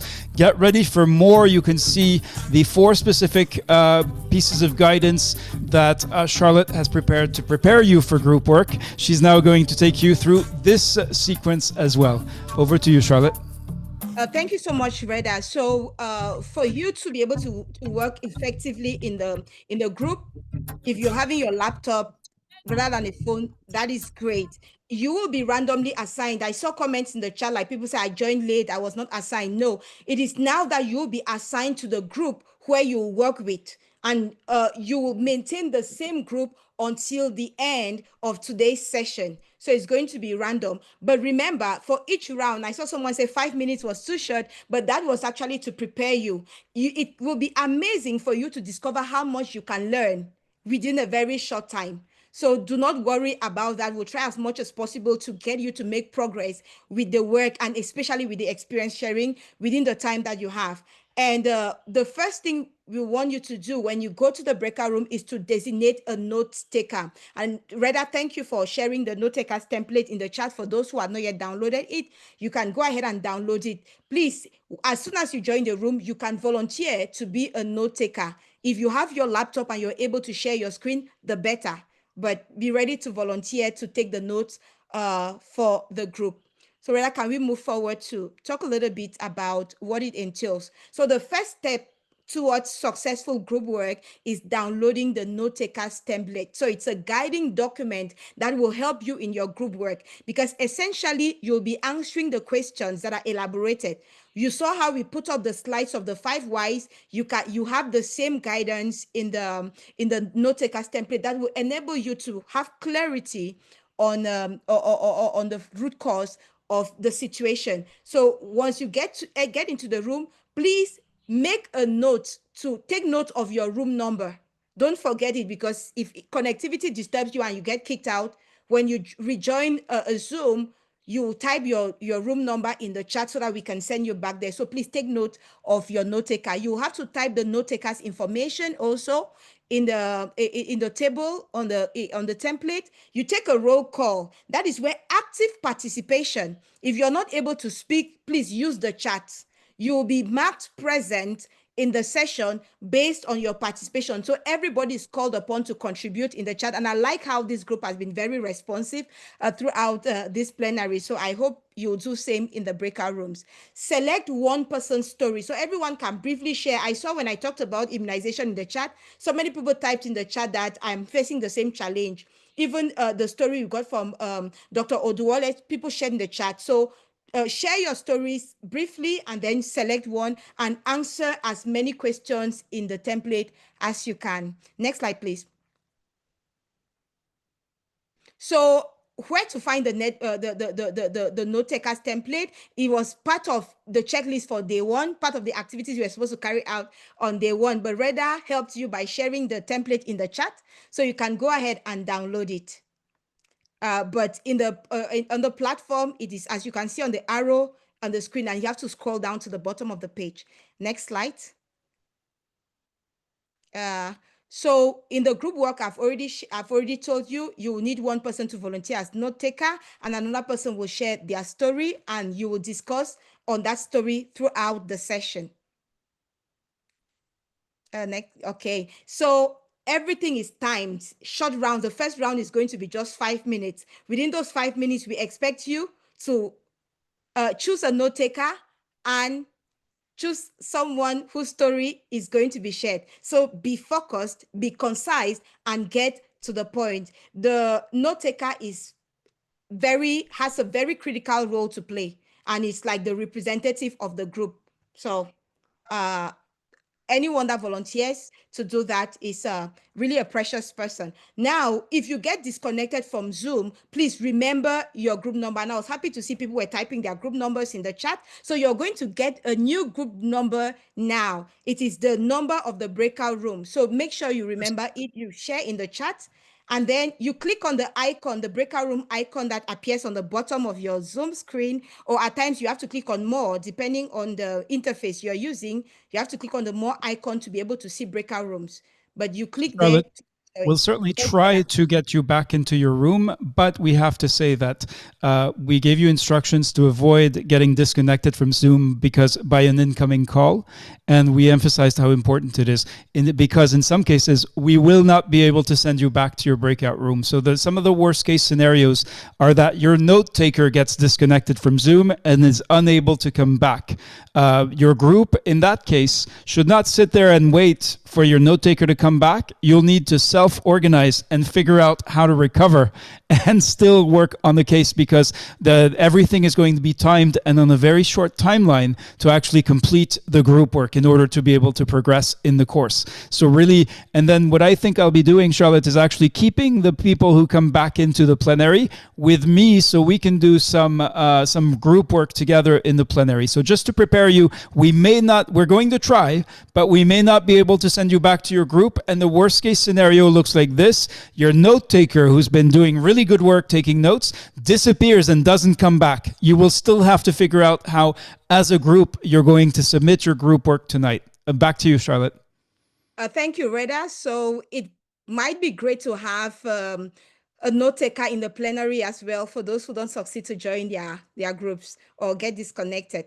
Okay, so we are going to now send you back to your breakout rooms for the first round. And in 5 minutes, we'll advise you to just quickly introduce yourself and have one person volunteer to be note taker. Ideally, someone that has downloaded the note taker's template, has a computer, and is able to share their screen. And as I said earlier, one important tip to keep in mind is if you're having connectivity issues, you can stop incoming videos in Zoom. So tomorrow we are going to put up a slide that shows how to turn off incoming video in Zoom. That way you'll be able to participate. So Reda, I've created the rooms. I by default, I'm not sure. I think we forgot to say who was going to do that, but you'll find yourself in the group with 5, 6, or 7 other people, and get started quickly. You have to figure out who's going to be your note taker in just 5 minutes. So no intros. We just need to just figure out who's volunteer. If you don't have a volunteers, you're going to have to pick someone to be the note taker. Here we go.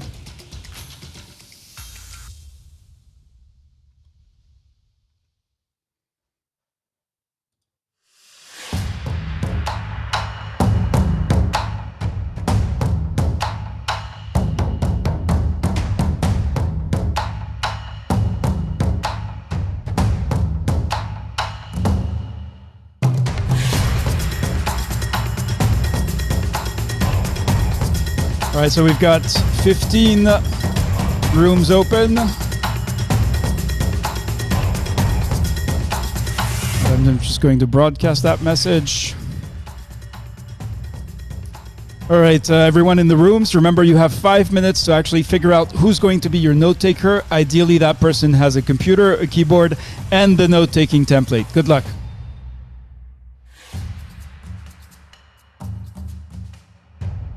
All right, and we have 5 minutes here. So for those of you who are here with me, we need a note taker as well. So who would please let me know if you are ready to volunteer to be a note taker? Akhtar Mohammed Islam, Hanan Gewefel, Maureen Asembo, Maureen Samuel, Oyelaja, Olaide Steven, Okumu Buak Danier. We need one of you to be a note taker, or else you will not be able to submit or to have the note taker submit group work on your behalf. So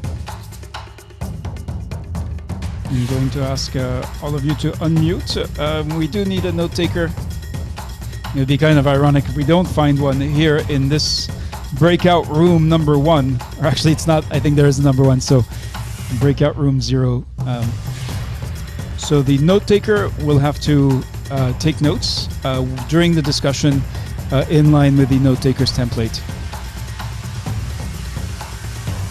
All right, so I'm just asking Anita, Hanan, Maureen, Oyelaja, Olaide to unmute and to let me know if you are ready to be the note taker. Maureen or Sambo, are you there? And Anita? Yes, I'm here, Mr. Reda. All right. Lovely to reconnect with you, Maureen. Would you be willing to serve as the note taker for this plenary discussion of... No problem. Okay, wonderful. So then what I'm going to ask you is if you could share your screen and we can test that. And then for Hanan, Oleyaja, Olaide, no need to go to your breakout room. Actually, you haven't been, I think Hanan has been assigned, but hasn't joined group room 2. But you're welcome to stay here with us, and we can do our own workshopping around the specific situation or case. That way you can still be included in the group work. So we'll have more people joining, probably being a little bit disruptive, joining as they get disconnected from Zoom. And I'll be keeping you in here so that we can workshop together. Is there someone who would like to share a situation of health inequity that we can workshop in this session? So again, I'm going to ask Hanan, Anita, Alfred, Akhtar. So we need a situation of health inequity, and you can see here. Wonderful, and I see Maureen Asembo is already filling in the group work information, so that's wonderful.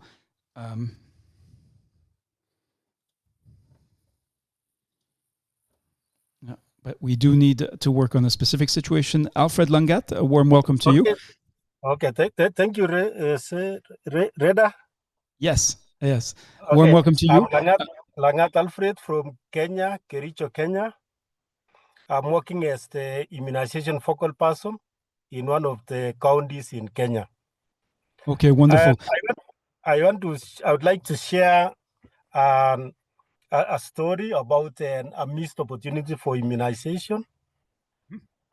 Way back in 2024, in May, when I was doing my routine support supervision, I visited one of the health facilities, which is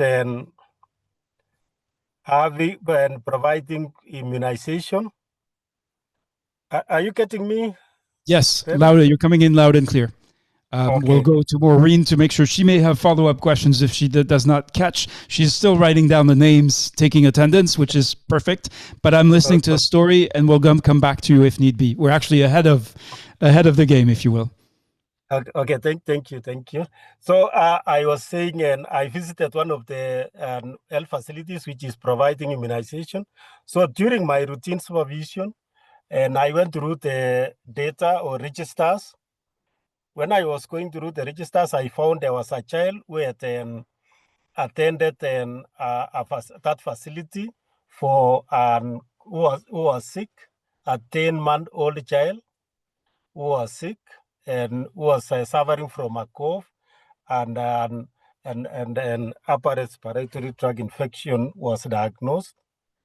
And after treatment, after the examination, and then the child was given treatment by the clinician.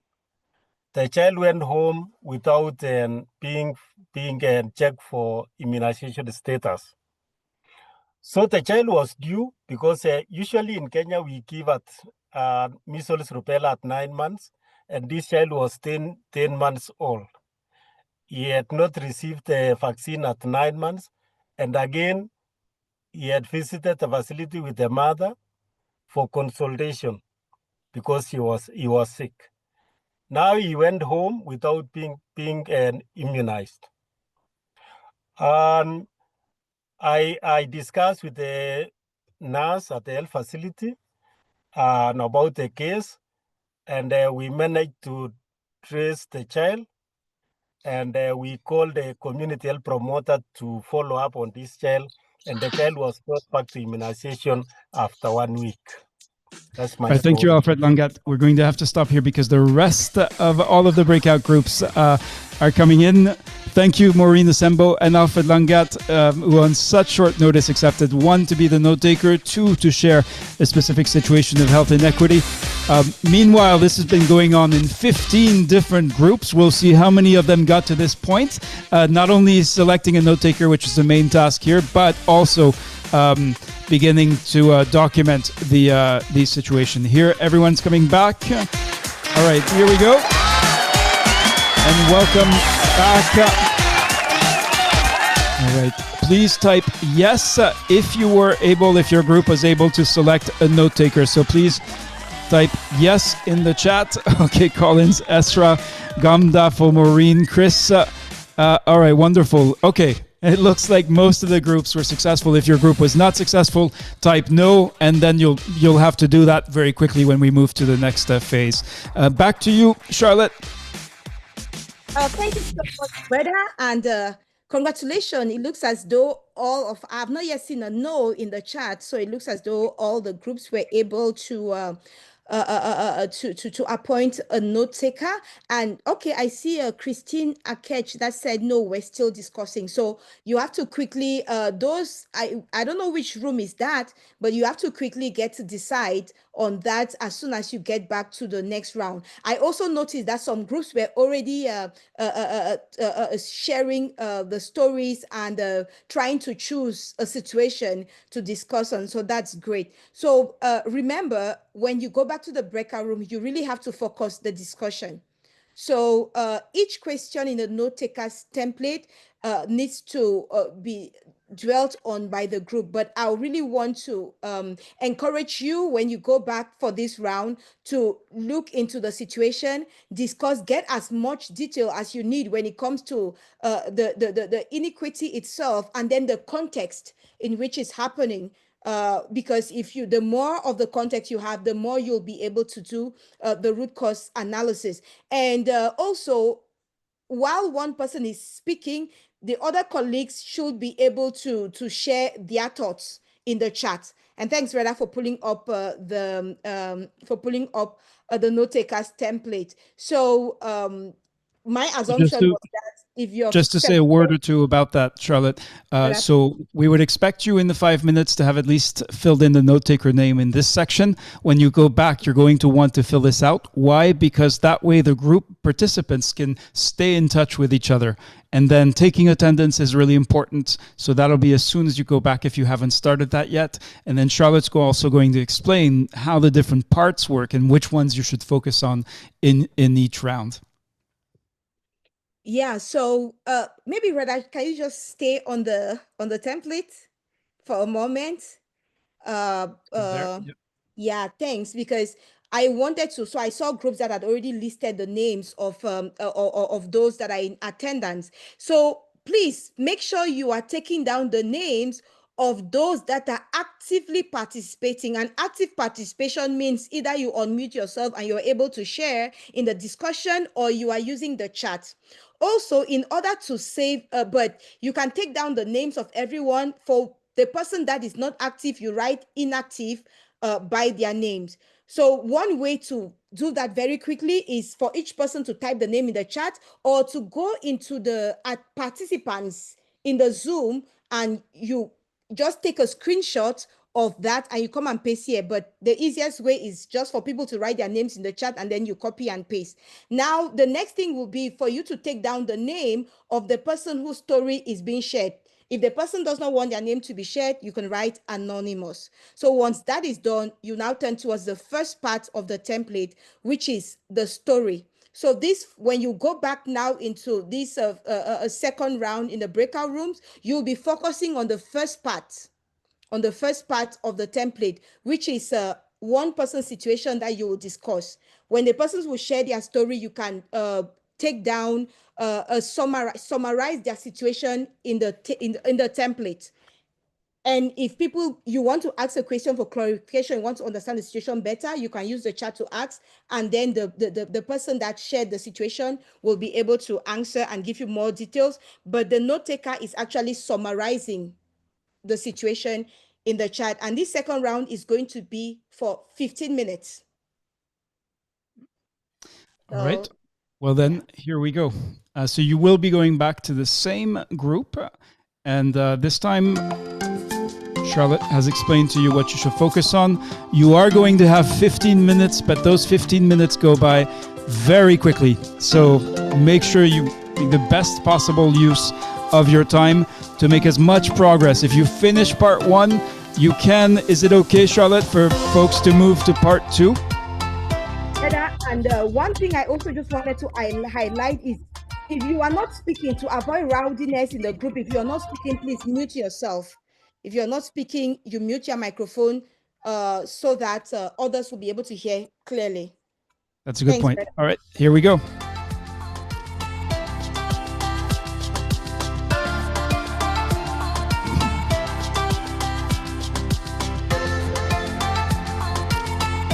All right, and then for those of you who have connectivity for whatever reason, if you end up staying in the plenary room with me, we have a really interesting case that we're going to be exploring, shared by Alfred Langat, and then Maureen Sambo is our note taker. We may have to pull her out of the room, but I see we have quite a large group here.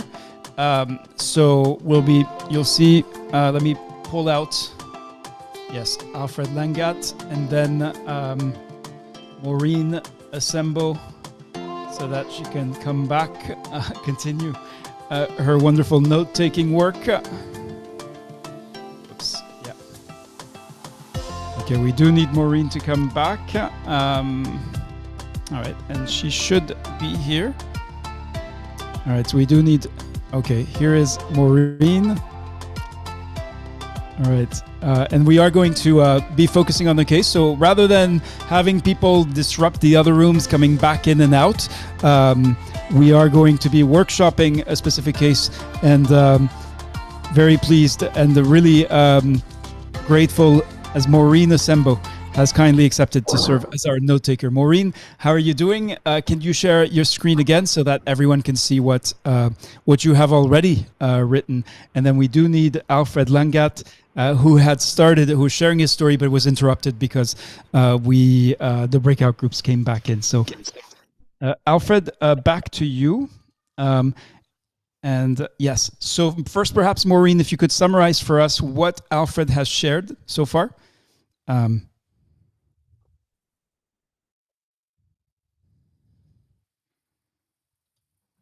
Maureen, you'll need to unmute, and Alfred as well. I think we'll need both of you. Let me just make sure you're able to. Yes, you should be able to unmute yourselves. Yes. Okay. Thank you, Maureen. I'm heard. Yes, loud and clear. If you could go back to your notes, yes. So could you tell us so far what the story that Alfred told us has told us so far? Okay, thank you so much. So there is a case scenario of a child who was brought at the health facility. He was 10 months old. The child came with the mother, and the child was brought for treatment. The child was sick. The child was seen by a clinician, and the child's immunization status was not checked. Even though the child had not been immunized at 9 months, the child was already 10 months. So the clinician just treated the kid and left them to go back home. But Mr. Alfred has shared with us that he was able to follow up on the case, where he involved the community health providers, where they were able to trace the kid, and the kid was able to be brought back to the facility for immunization. That's what I captured. Thank you. Okay, thank you. Back to Alfred now. Alfred, we'd like to know if there is more to the story. Of course, if you solved all the problem for that child, which it sounds like you were able to find a solution, it's likely that there are other children like that. So, is that the underlying inequity that you're interested in tackling in this discussion, or can you tell us more? Yeah, and Reda. Yes. I think my colleague has really captured what I said, and then it was good. He captured everything, and then as I said before that we were able to and follow up on the child, and we were able to trace the child and brought her back to immunization and continue with the vaccination. So the unfairness that I wanted to pick was that the child came to our facility, and then he was not picked as one of the children who was supposed to be given vaccination. So it was unfair for that child to be let go home without being vaccinated at 10 months, because already she was at the folder already, because she was supposed to have come at 9 months. So you see, this child was already at the folder. Yet again, and he had presented himself to our health facility. So, and I found that it was unfair for that child to go home without getting the measles rubella vaccine, which is the child was eligible for. Thank you. Thank you. And yes, so sorry, my mistake entirely. The problem was not solved. This is what, as you said, in immunization is called a missed opportunity for vaccination, where there's a child who comes for health services.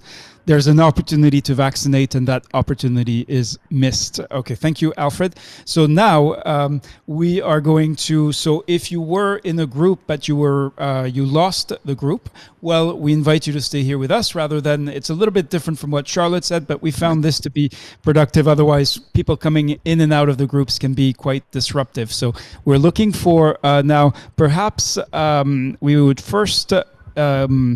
Like to ask Maureen if you could take the roll call. It's a little bit more difficult in this group. Let me see if I can help by sharing the screenshot of what I'm seeing here. Okay. And in the meantime, please raise your hand. Not if it's to ask to go back to this group or that group, but if you'd like to contribute to the, if you have any questions for Alfred Langat, who described the situation of a child who missed an opportunity for vaccination. So Adamu Dauda, I saw you had your hand up. Do you have questions or follow-up comments or thoughts or an experience you'd like to share with Alfred Langat, who shared this situation? And we're going to go to others as well. So perhaps. Good afternoon, everyone. This is Adamu Dauda from Nigeria. Having me. I was not initially in this room. I belong to room 4, but all this time. Actually, this reminds me of one of my work, because in Nigeria, there was a case of child mortality. So suggested mass administration of azithromycin antibiotic.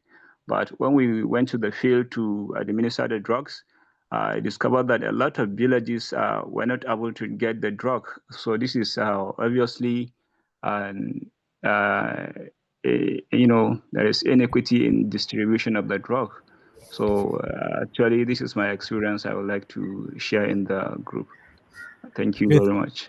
Thank you, Adamu Dauda. So you did make you see this as being related to the situation shared by Alfred Langat. Do you have any specific questions, or what else would you like to know about this situation where this child came to the facility? We have some great summary notes from Maureen Sambo, and turned out had not been vaccinated, but left the facility still unvaccinated. What would be your questions about that to better understand the situation? Okay. First of all, I would like to know whether the health workers in the facility are really aware of their role in order to ask whether children are vaccinated or not, because it seems that this should be part of their work. So, but if they don't know how to do it, I think this is where we should work on. Okay, and Alfred, were the health workers obviously they didn't ask and the child was not vaccinated, but you believe that they were at the time aware of their roles sufficiently that they would have usually, or they knew that they were supposed to ask, or was it really that they had no clue? Okay, thank you, Reda. And the clinicians, and what I found out is that the clinicians were new. The clinician was new in the facility, and then the consultation room is not linked to immunization room. So I found out that the nurse at the vaccination room is working independent with the clinician at the consultation room. So they should be working together collaboratively, so that in case of any child who visits a clinician during and for consultation, the clinician should be able to refer to the vaccination room. So what I found is that one, they are not working as a team. Number two, the clinician is not trained on how to identify and also check on the immunization status of children who come for consultation. Okay, very interesting. And then we've got follow-up questions for you. Stephen Okumu wants to know, were there efforts to get to know why the missed opportunity? Yeah, that's the only substantive question right now.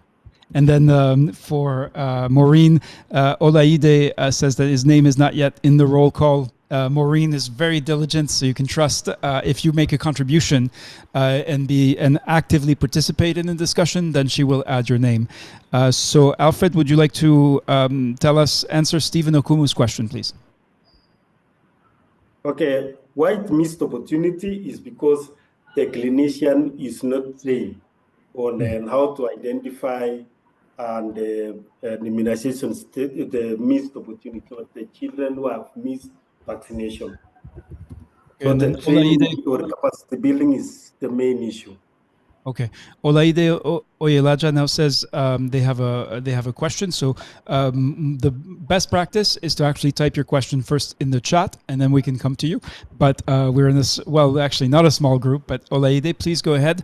Don't forget to introduce yourself. Tell us who you are and what you do, where you work, before sharing your question, please. Thank you very much. My name is Olaide Oyelaja. I am a medical laboratory scientist. I work in a public health laboratory, and I'm glad to be here. I've actually had issues with my network.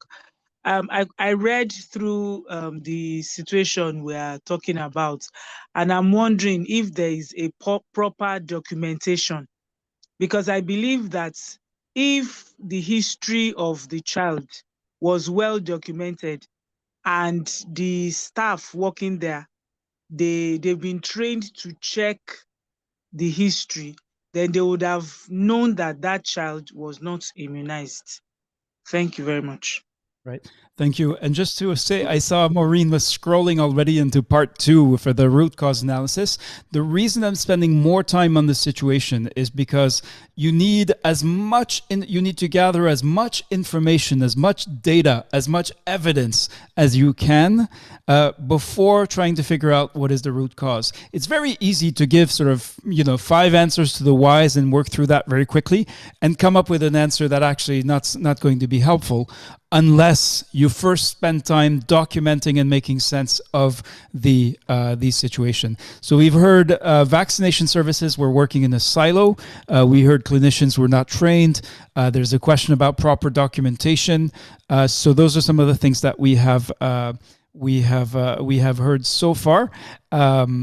Are there other questions or comments? Okay, Adama Dauda says, so I think the clinicians need to be fully informed of their roles so that they won't skip important questions regarding immunization status of children. So we could, yeah. Yes. Maybe to add, this child had come with the mother accompanied to the child welfare booklet. So the booklet was containing the vaccination status, yet the clinician did not refer to the vaccination side of the book. Okay. So the book was there, the immunization booklet was there, and the mother had brought it to the facility. Okay, very interesting. Mfreke Asigbe has a really interesting, and I'm surprised nobody asked this earlier. I would love to know from the parents why they had not vaccinated their child. Why did the parents neglect their duty of care? Is Mfreke Asigbe's question, which leads me to ask Mfreke to unmute. We'd love to hear who you are and where you work, what you do. What led you to ask this question about the responsibility of parents in vaccination and inequity as well? Please go ahead. Okay, thank you so much. My name is Mfreke Asibe. I'm from Nigeria, and I work with Gender and Development Action as a research manager. So I'm interested in knowing, because aside from holding the health workers responsible, it's also good to hold the parents accountable to their duty of care. So I would want to know what were the issues that that did not allow the parent to take the child from day one to the hospital for him or her to be immunized. So I see that it could be as a result of maybe ignorance, or is it just a problem of neglect, or is it that there was no health facility around them when the child was born? What were the issues surrounding the birth of the child that made the child not to be immunized up to 10 months? So those are the questions I will raise. Thank you. Those are excellent questions. However, we are already at time for this segment, for this breakout round 2. So keep those questions, and I see some very good questions and considerations in the chat for Alfred Langat. If you would like to make note of those, we'll come back to them. We're going to close the breakout rooms, of course. For those of you who are staying in plenary with me, you don't have to do anything. Just stay right where you are. I am going to take a screenshot to make sure that I capture everyone who is in the room, to make sure we can pull you back in for the next round, and then we're going to pull everyone back. Right, because we're going to do a check-in in the plenary once everyone's back in a few minutes. Go back. In 34 seconds, we'll be asking you how you are doing.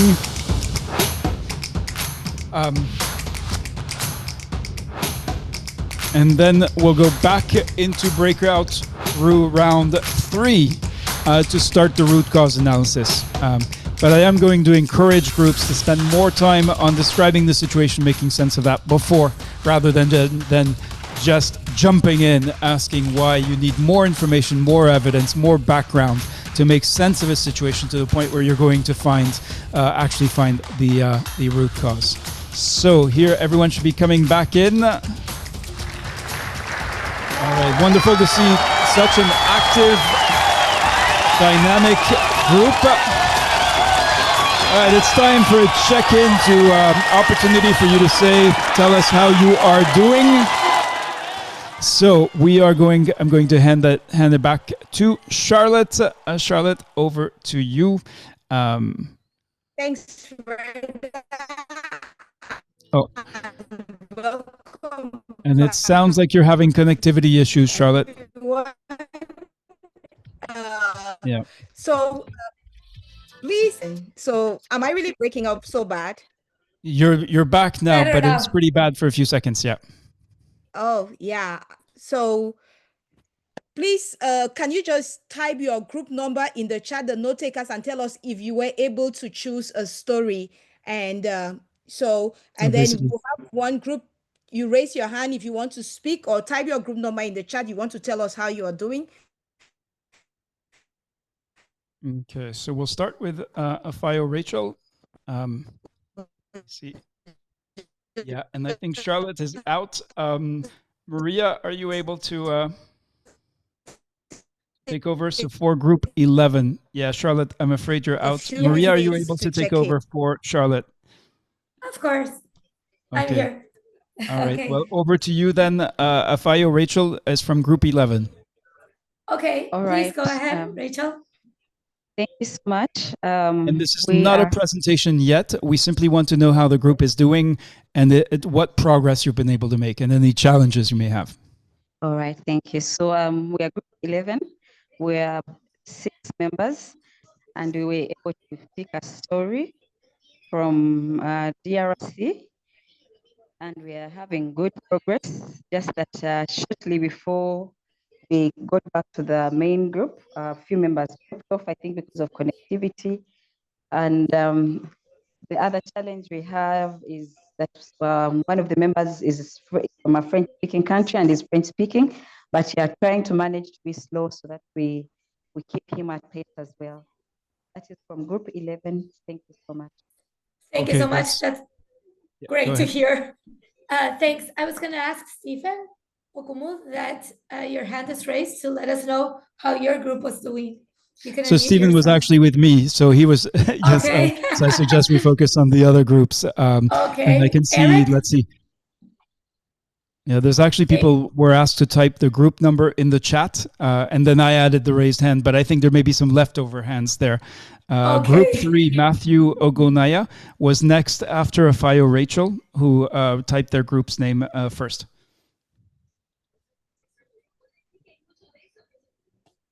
Matthew, I'm asking you to unmute. Are you able to? So we can hear about your group. There you go. Go ahead. Yes, good afternoon, everyone. Chukuma Matthew Ogona from Group 3. We're able to have a note taker, and yes, we are done with that. Okay, and did you decide on the story? Did you start with that? Were you able to choose? Matthew, I think we lost you. Or you unmuted yourself. Okay, Full Marine, do you want to let us know how Group 5 was doing?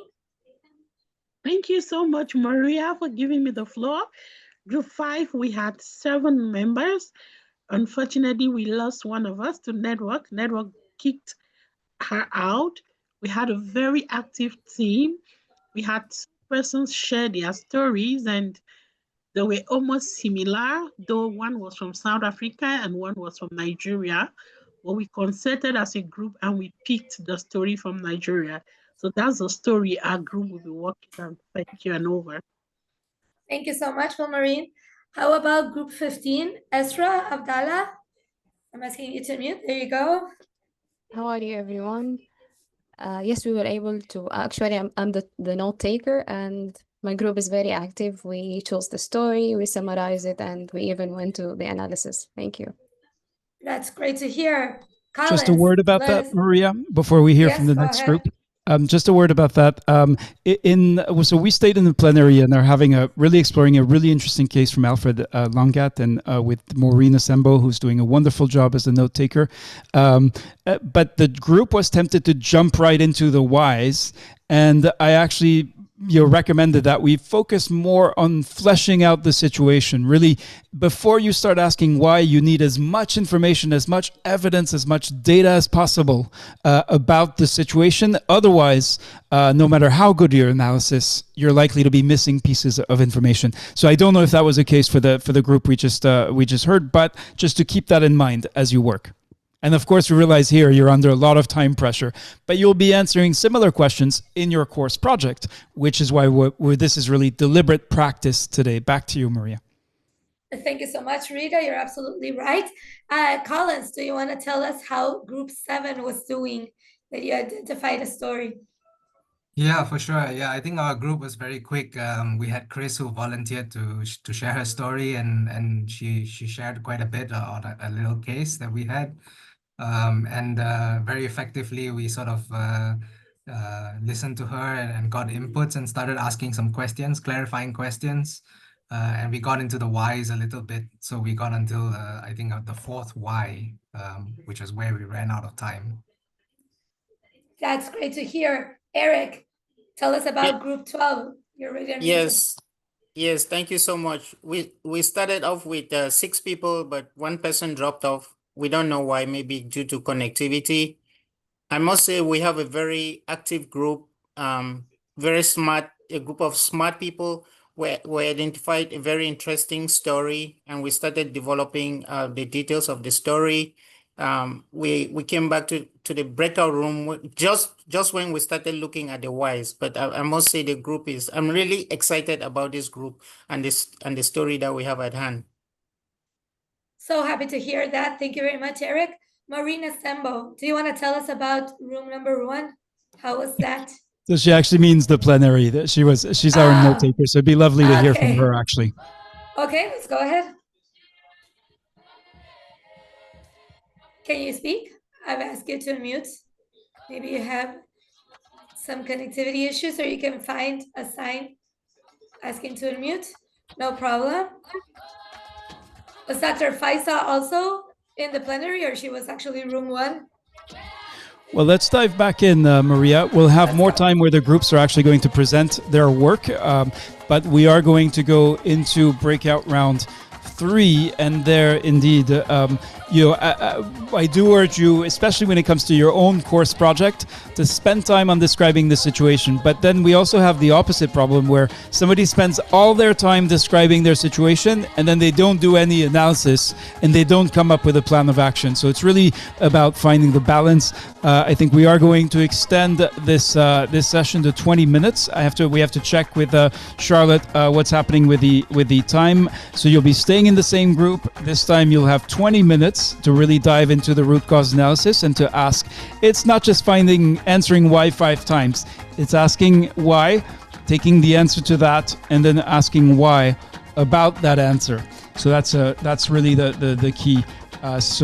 Maria, and maybe to tell you, just to give you a heads up already, to give everyone a heads up about what's going to happen after this group work. So the note takers have a special responsibility, and they will need to post the notes taken by the group in our course platform, in the Geneva Learning Foundation's Go platform. But then every participant will need to comment, to leave at least 2 comments, so to read 2 other groups' notes and then give feedback on that. So that's just to give you a heads up about what's going to happen at the end of the successive rounds of breakout. So I think we are ready to go back into the breakouts. If there are any questions, any comments, we'll be roving from room to room, and here we go.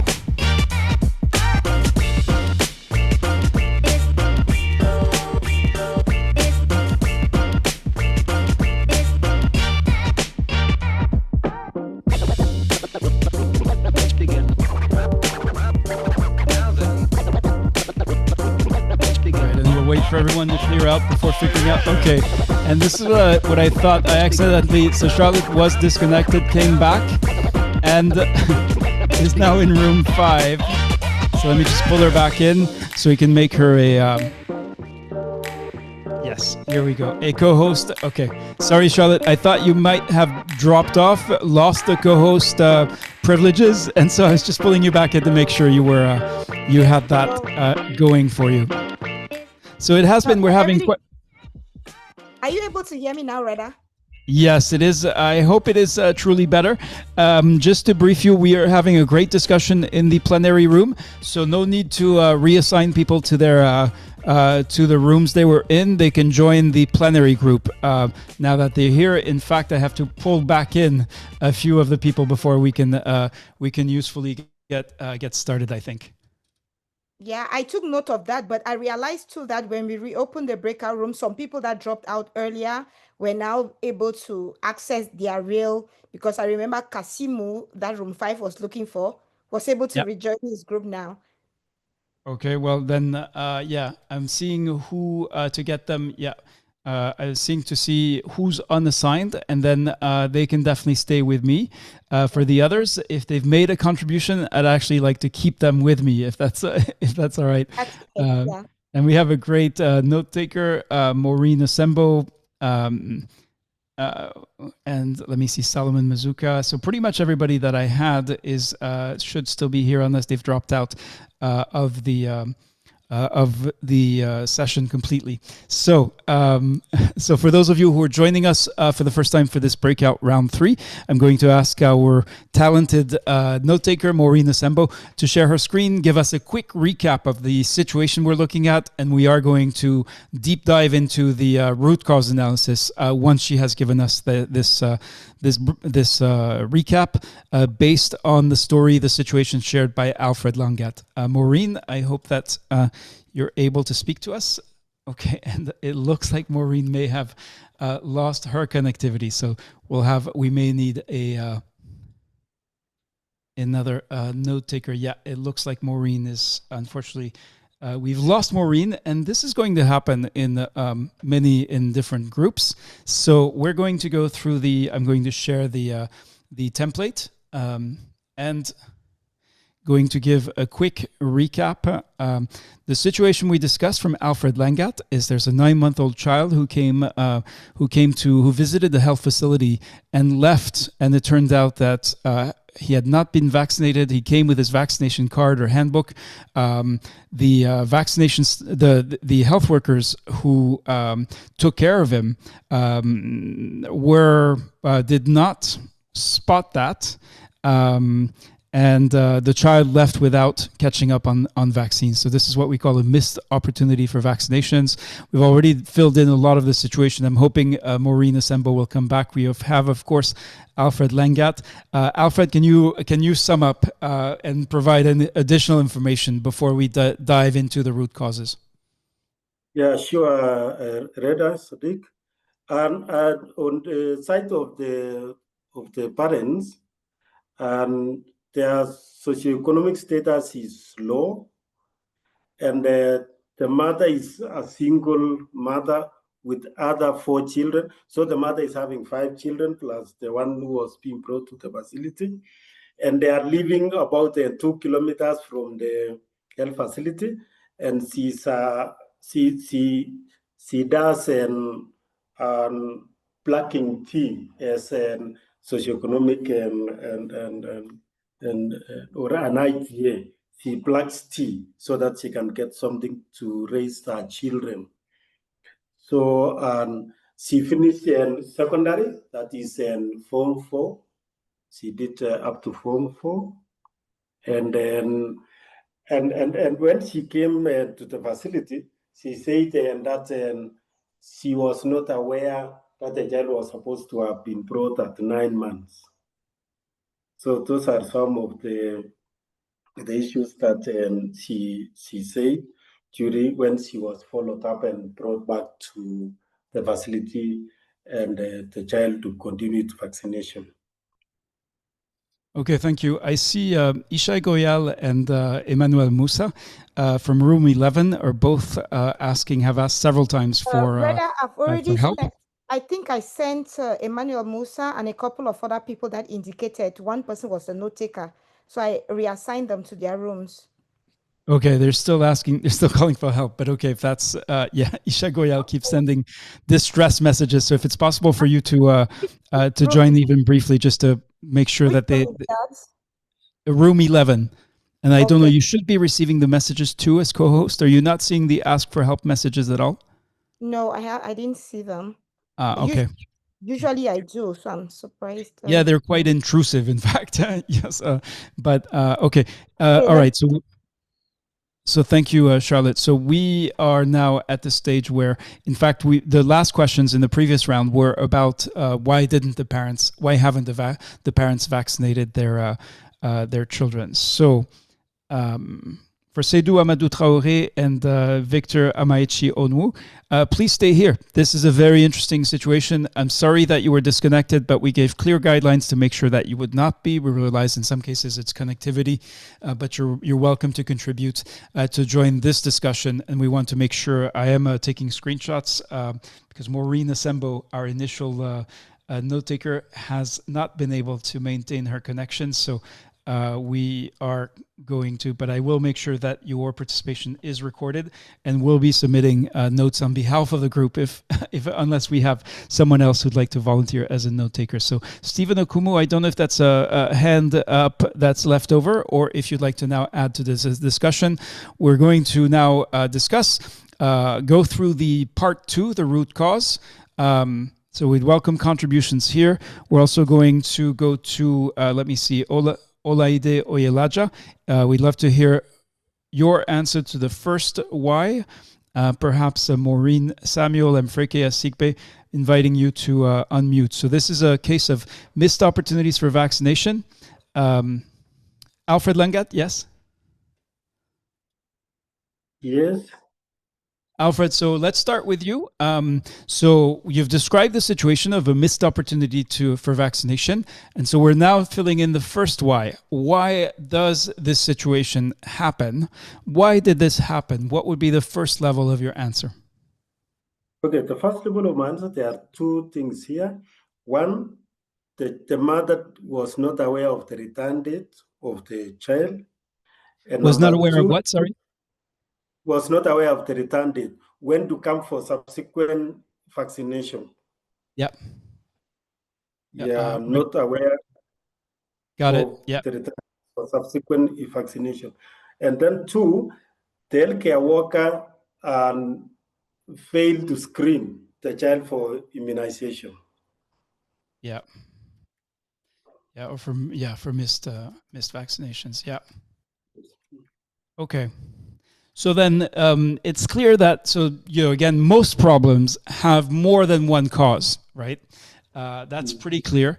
What we ask you to do for the purpose of your course project is then to really actually zero in on a single, single cause. But in your analysis, what you can put in this discussion, you can explore more than one answer. But that, of course, makes things a little bit more complicated. So if you say there are two things, the mother was not aware of the return date, and then health workers failed to screen for missed vaccinations. So then why, this is why number two, why was the mother not aware of the return date for subsequent vaccinations then, Alfred? Okay, the mother was not told of the return date, but it was written in the immunization booklet. Yeah. Okay, so how could she miss it if it was in the immunization booklet? Can you think of? It was not able to read. Okay, yeah, I cannot read. Okay, that's that's pretty explicit. And on the failure of the health workers to screen for missed vaccinations, what happened there? I think the training on immunization was lacking. Yeah. Okay. All right. So we're now pursuing two distinct branches, if you will, asking why. And so we're now going to look at why number three. So, and again, we're looking on those two tracks. You can think of them like train tracks. So, so here we're looking, and it's important to think about which causes are you going to be able to actually do something about at your level. We see sometimes people find causes like the political system is all wrong in my country, or there is too much poverty. But then we need to think about, ultimately, this is about taking action. So if you are diagnosing these massive problems, are you actually in a position where you can contribute to solving them? You may be but in a meaningful way. So here, in why number two, we've looked at the literacy of mothers. Is this, so we can ask, why is this mother not able to read her immunization booklet? We can also say instead that maybe what was missing was when whoever wrote that information about vaccinations in the immunization booklet, did they take the care to explain to the mother? Did they know that she could not read? So there might be another type of underlying problem. Alfred, how would you answer why does this happen, that there's information in the immunization booklet, but the mother cannot read, and she does not have the information? Okay. Most of the mothers, maybe when they attended school up to secondary level, however, they can be, if they are told of the return date, they can be able to pick it and then they come on that specific date. So for this mother, I think the healthcare worker only told her maybe to check on the return date at the booklet. However, the healthcare workers should have told her on the exact or specific return date. Yeah. So the specific return date should have been told and explained by the healthcare worker who was providing vaccination. So health education is very, very key. Yeah. Okay. Yeah. Okay, let me see what's happening in the chat, because obviously this is a group discussion. We're starting with a challenge author, but everyone can contribute. So there's many, many great contributions here. So lack of vigilance by health worker also to detect a misvaccination. That's Timothy Ochola. Nwadiuto, okay, says I'm locked out of my room. So we still have room 11 asking for help. Let me just warn Charlotte. Okay, yeah, so Charlotte is not... Buck Danier says negligence from a mother and the health worker not checking the status of the baby. So that's at the level of what happened during the consultation. Alfred is now exploring what happened before. Poor knowledge on the part of the mother, says Maureen Samuel. She may not be aware of her child immunization schedule. Again, there's two ways to look at it.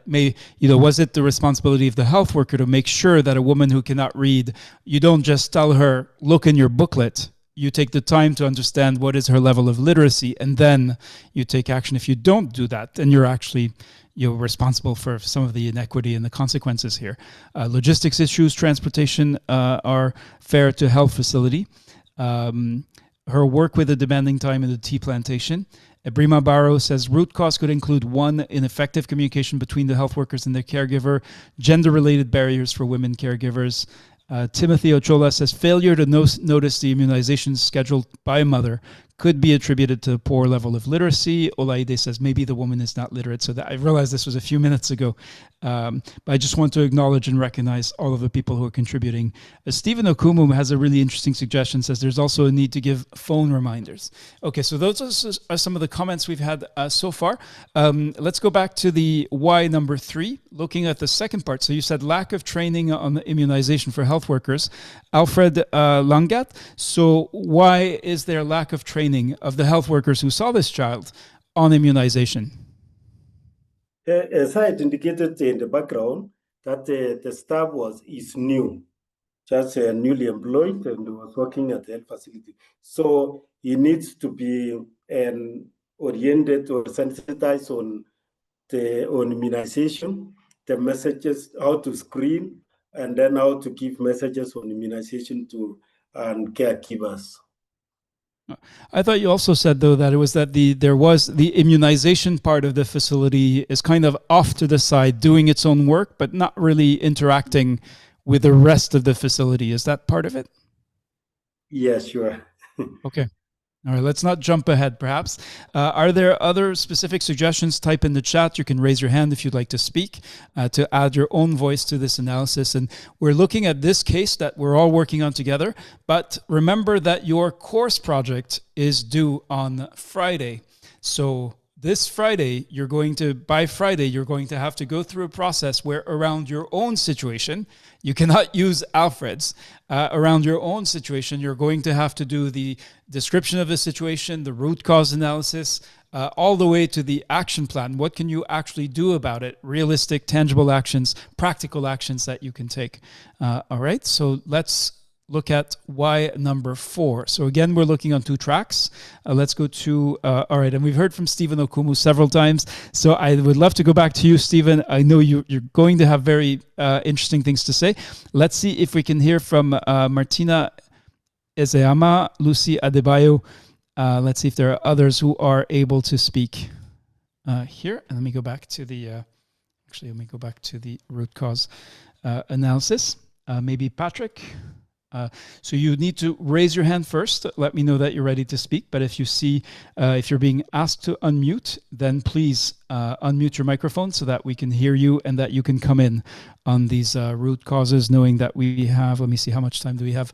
Okay, we have 3 minutes left. Right now we're at why number 4. So can we get to why number 5? In 3 minutes? We're not going to do it for you. We need, and we'll only be writing down the participation of those who contribute. So through a message in the chat, and preferably by raising your hand so that we can hear you speak. So I'm going to go to Adam Ibrahim, Adamu Dauda, Ebrima Barrow, Buak. You shared several messages. We'd love to hear you as well. Salomon Muzuka, Patrick Tete, Olaide, Nwadiuto, Timothy Ochola, asking all of you to unmute. Okay, Adam Ibrahim. Adam, warm welcome to you. Welcome to you all. I'm very grateful to be part of this. Sorry for the late time. I arrived, but it was a great discussion. So Okay, can you repeat? So Adam, have you been able to understand the case described by Alfred Langat or not? It's okay if you say no. We just won't ask you those questions. No. Yeah, okay. That's why I just want to listen this time. Okay. All right. So let's go to Bruak. You may have posted several messages in the chat. Could you tell us, can you introduce yourself? Just tell us who you are, where you work, what you do, and then maybe we can look at why number 4 together. Yeah, I'm Bog Danier. I'm from South Sudan. I'm working as a EPI officer in one of the states of South Sudan, Unity State, far north of the country. Okay, wonderful. And so have you been following, do you understand this case of missed opportunities for vaccination? Yes, I've been following. Yes. Okay, wonderful. Let me just mute Patrick. All right. So then Alfred has identified why number 3, as most mothers attend up to secondary school, and probably someone told her to check the booklet without considering if she'd be able to read the date. And then on the lack of training on immunization, Alfred answered that the cause of that is that staff is newly employed. There's also just immunization activities are siloed from the rest of the facility, so are just not really talking or working, collaborating closely with the rest of the facility. So let's look at, in a way, we said we were on 2 separate tracks. We were now merging the tracks because we're getting to the point where we see that it's staff not doing their job. There's also the question of the caregiver's responsibility, but let's look at this. So here I would say we actually have 2 things. We have one, not correctly providing information to caregiver. And I would say 2, we have immunization activities siloed. So that's how I would sum up these responses. So then my question to you, Buak, would be, why does this happen? That information wasn't correctly provided, and then 2, that the immunization activities appear to be siloed in this facility. Okay, thank you very much. I think most of the health facilities, sometimes the immunization staff are separate from other health worker, and there will be sometime a deep,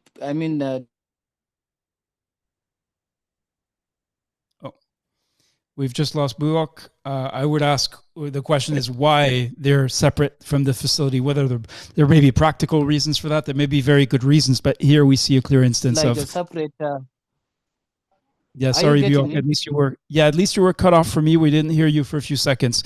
I stepped in also because the 20 minutes for the breakout room is now finished, so we're going to have to put a pause in our plenary group discussion. So when you are asked which plenary group which group you participated in, let's call this group 0, which is not derogatory, quite the contrary. So let's we're going to close all the rooms. Let's I think by this point in the afternoon we need some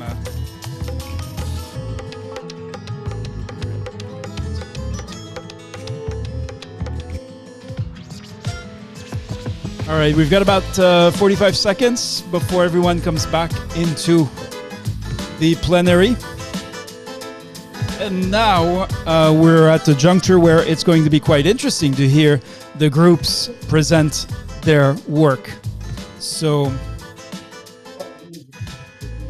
we're going to wait for everybody to come back in. 20 seconds. This gives really a last chance to wrap up, and I see the groups. Actually, some of the groups seem to be smaller, so perhaps some people haven't fully participated. In that case, their attendance will not be recorded. So, unfortunately for this activity,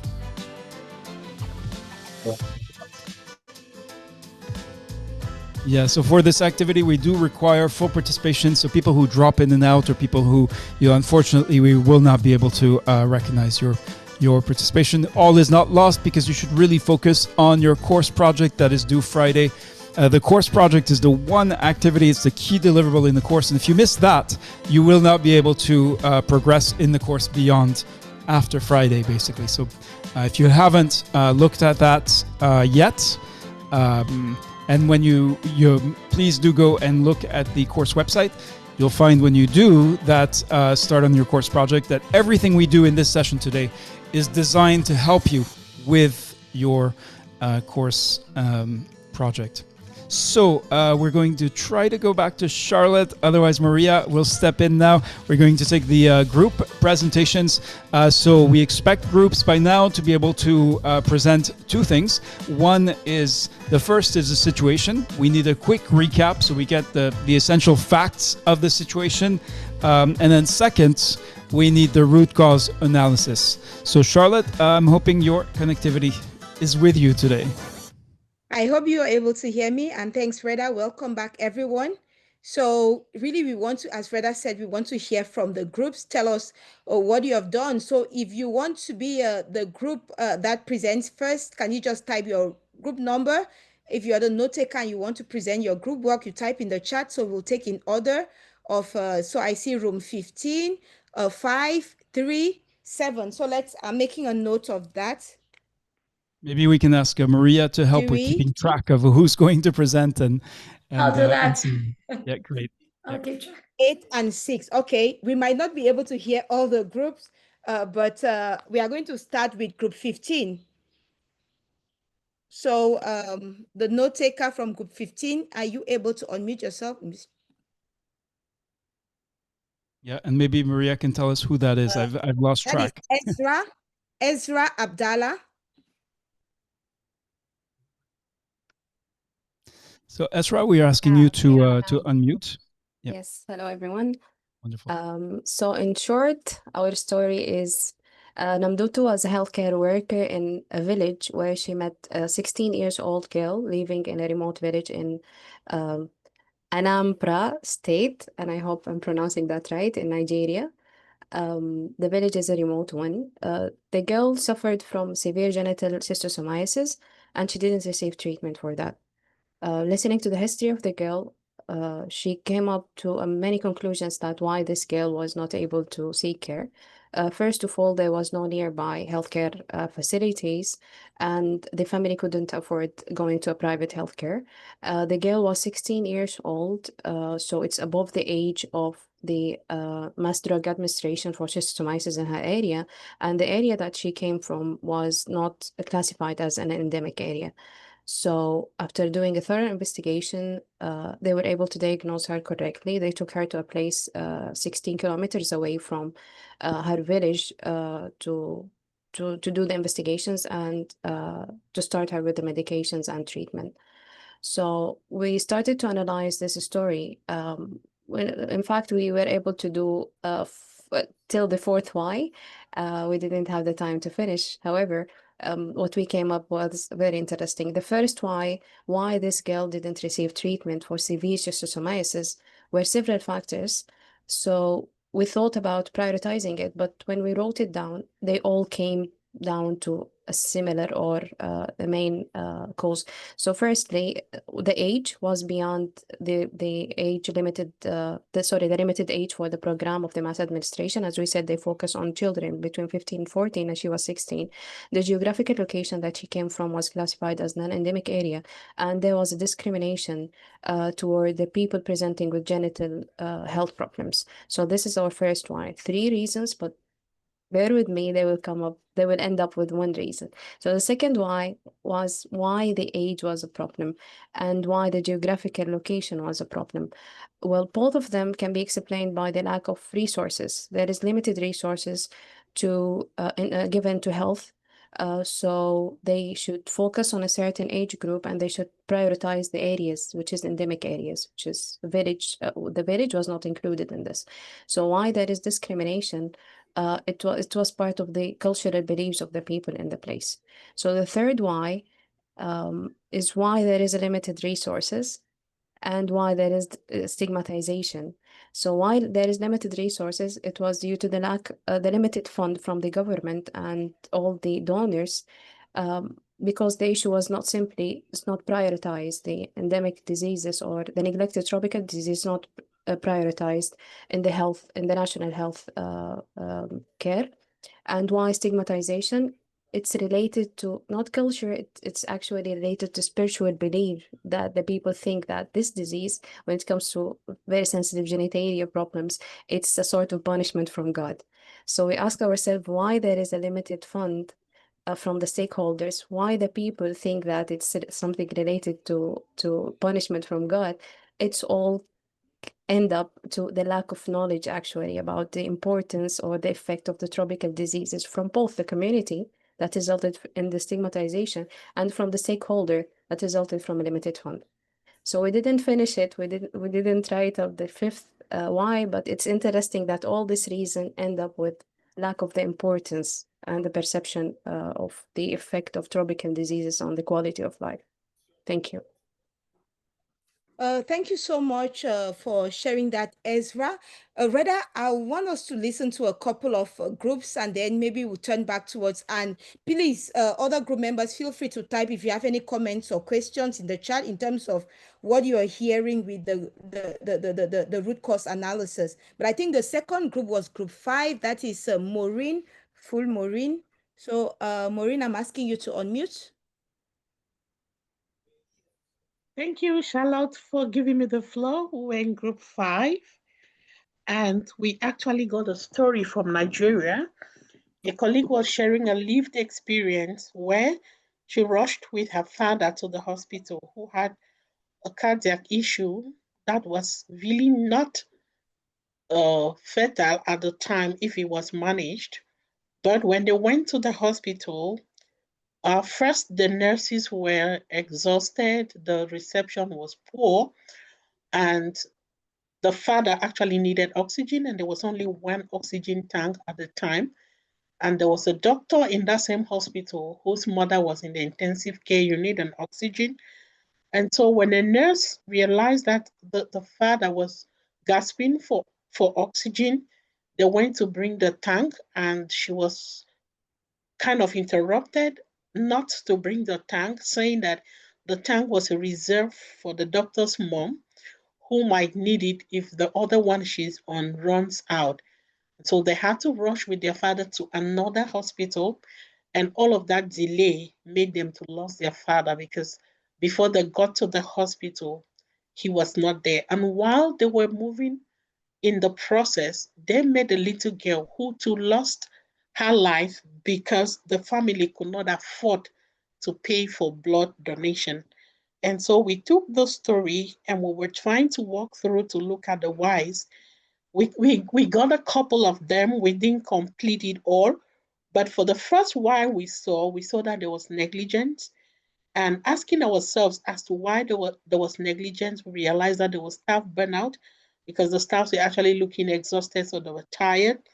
And why would you have maybe staff tired and all of that? We realized that the workforce too was short. There were not many staffs. And as to why all of this, we think probably is related to poor remuneration. Many people don't stay, they move away, do they go for better jobs and all of that. We're asking ourselves why this one. We realize that many people work more for money. They want the money. It's not kind of a calling or profession per se as we are expecting it to be. And we looked at it again, we're asking ourselves why, again, number one, we saw that there was discrimination because there was actually an oxygen tank, but it was actually reserved for a doctor's mom who works in that facility. And we think if they too were workers in that facility, they would have looked at ways of managing it. And we are like, why the discrimination? We realize that it's because many people lack passion in what they do. So they just, well, it's just a job. Let me do it anyhow it's going. And why is this happening? We saw kind of 2 points here. We saw that there was social prejudice and there was also weak health system. And we saw that it's coming from the fact that there are poor recruitment policies, and at the same time, there is really poor disciplinary measures because there's an ethical issue. And we're like, why all of these poor disciplinary measures? We think that the ethics of the profession are not being upheld. Because if you look at the ethics of the profession, you wouldn't let a client die for whatever reason. Not to talk of oxygen is present and you're keeping it for another patient who is already on another. not all lives are supposed to be treated equal. So we are still working on our own, and this is exactly where we ended. And I think that before we share it, others shared their thoughts on the chat, so we're going to make it look better than this. Thank you. That's what we had for group 5.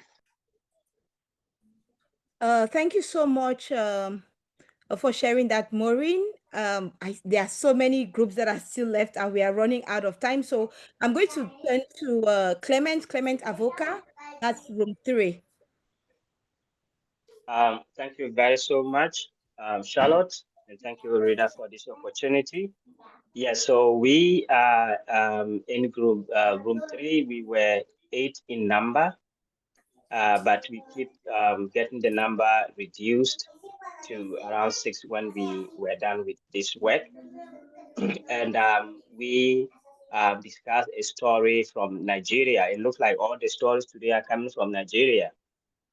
Our colleague Matthew is sharing his story from rural Nigeria, from the northern part of Nigeria, whereby there is inadequate or inequity in the access to HPV vaccines. And he shared that cervical cancer among women in Nigeria is on the rise, but access to HPV vaccine remains a big barrier. And they noticed the problem in 2023 during a cervical cancer awareness campaign in a rural community in northern Nigeria, where healthcare workers discovered that adolescent girls in wealthier urban areas had been able to access HPV vaccines through private clinics, whilst their counterpart from the rural community had no access due to vaccine shortages and lack of government distribution. Parents and local leaders expressed frustration that their daughters were excluded from life-saving prevention supply because of geography and economic status. So we move on to analyze this problem further, brainstorming the 5 whys. And we realize that in the why number 1, we name it as the immediate causes. And we realize that there was limited government vaccine supply in Nigeria. There was poor distribution systems in the rural and underserved communities. And also there was also socioeconomic disparities limiting private access to HPV vaccines in Nigeria. So we try to ask more whys to unravel why these problems existed in Nigeria, leading us to the why number 2. And we brainstormed and came up with these factors: that there was weak logistics and cold chain infrastructure in Nigeria. And there was also an equal allocation of health resources between the urban and the rural areas. And families with low income status cannot afford out-of-pocket vaccination cost. Then we dive further to look at these factors, but why? Why do they exist? Why do they occur? Leading us to the why number 3. And we also realize that vaccine hesitancy, fueled by some NGOs advocating against the HPV vaccines, has been one problem.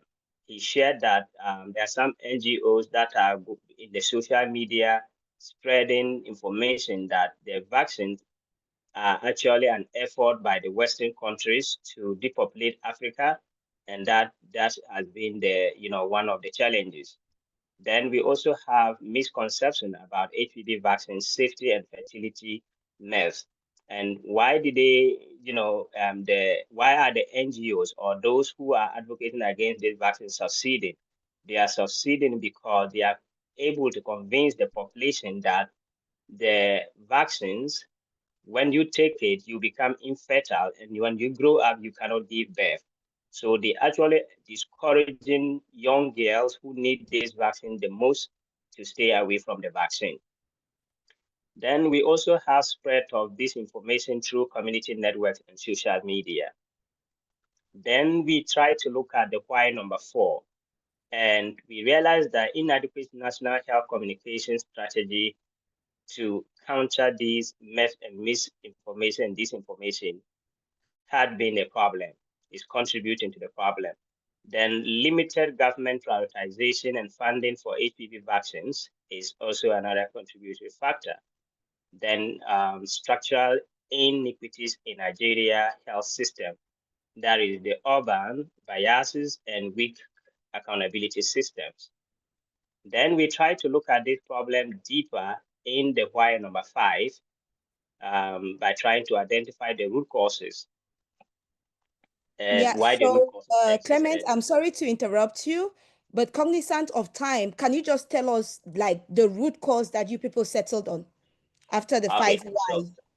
All right, so the root causes we settled on is 1, inadequate national health communication strategy, 2, limited government prioritization and funding for HPV vaccines, and 3, inadequate structural inequities in Nigeria health system, urban bias, and accountability issues. So these were the root causes that we settled on. Thank you. Okay, thank you so much, Clement, and I want to thank the 3 groups, and really sorry if we are not able to listen to all of the groups today because we are running out of time. But what is most important, I'd like to turn towards Reda just to ask him. We have listened to 3 different groups, 3 different stories, 3 different situations of inequities, but really to what are your key pointers, key points that you want to share with the groups when they take into consideration doing the root cause analysis? Why is it essential for them to ask the question until they get to one reason, and what does it have to do with the larger project that they are working on? Yeah, thanks, Charlotte. Yes, so the root cause analysis is critical. I would say that if you do it right, it is far more likely that you're going to find the root cause very different from what you initially thought was the cause of the situation that you described and analyzed. So at the same time, let's be clear. Most problems that we face have many different causes. There's no like one cause and you solve that and everything and the problem goes away. But for the purpose of this exercise, we're asking you to focus on one. And of course, it's got to be one that makes a difference. You can list some of the others. Maybe you can tell us what sort of thought process, how you got there. But you focus on one. Why? Because this is the one that you're going to take on. And when it comes to the next part of the exercise, it's about figuring out what actions you can take at your level. And you have to be really careful there that it is a root cause that you can actually do something about. Because in some cases, people will come up with very big root causes, like the political system in my country is corrupt. But unless you are a politician or a community leader, are you able to, as a health worker, influence and make a change with that particular problem, at least stated that way? So it's important to, as you think through, to make sure, can I actually do something about this?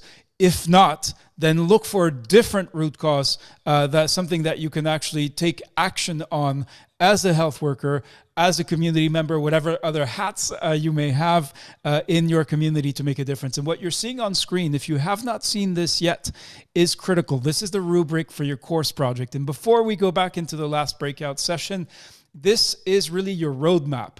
And it looks like quite a formal, maybe overwhelming document. You look at this and you run away. But I would encourage you to take time to at least read the very first page, because it sums up the steps you go through that you will have to do for your course project. And that is what you're actually practicing, probably not on your own situation, but someone else's. These are the steps that you have. And then for the courageous among you, I would encourage you to then read on for each of the criteria, because this gives you, in very simple, practical language, tells you what you should write down and things to consider, things to think about. It doesn't tell you what your experience is. We cannot do that.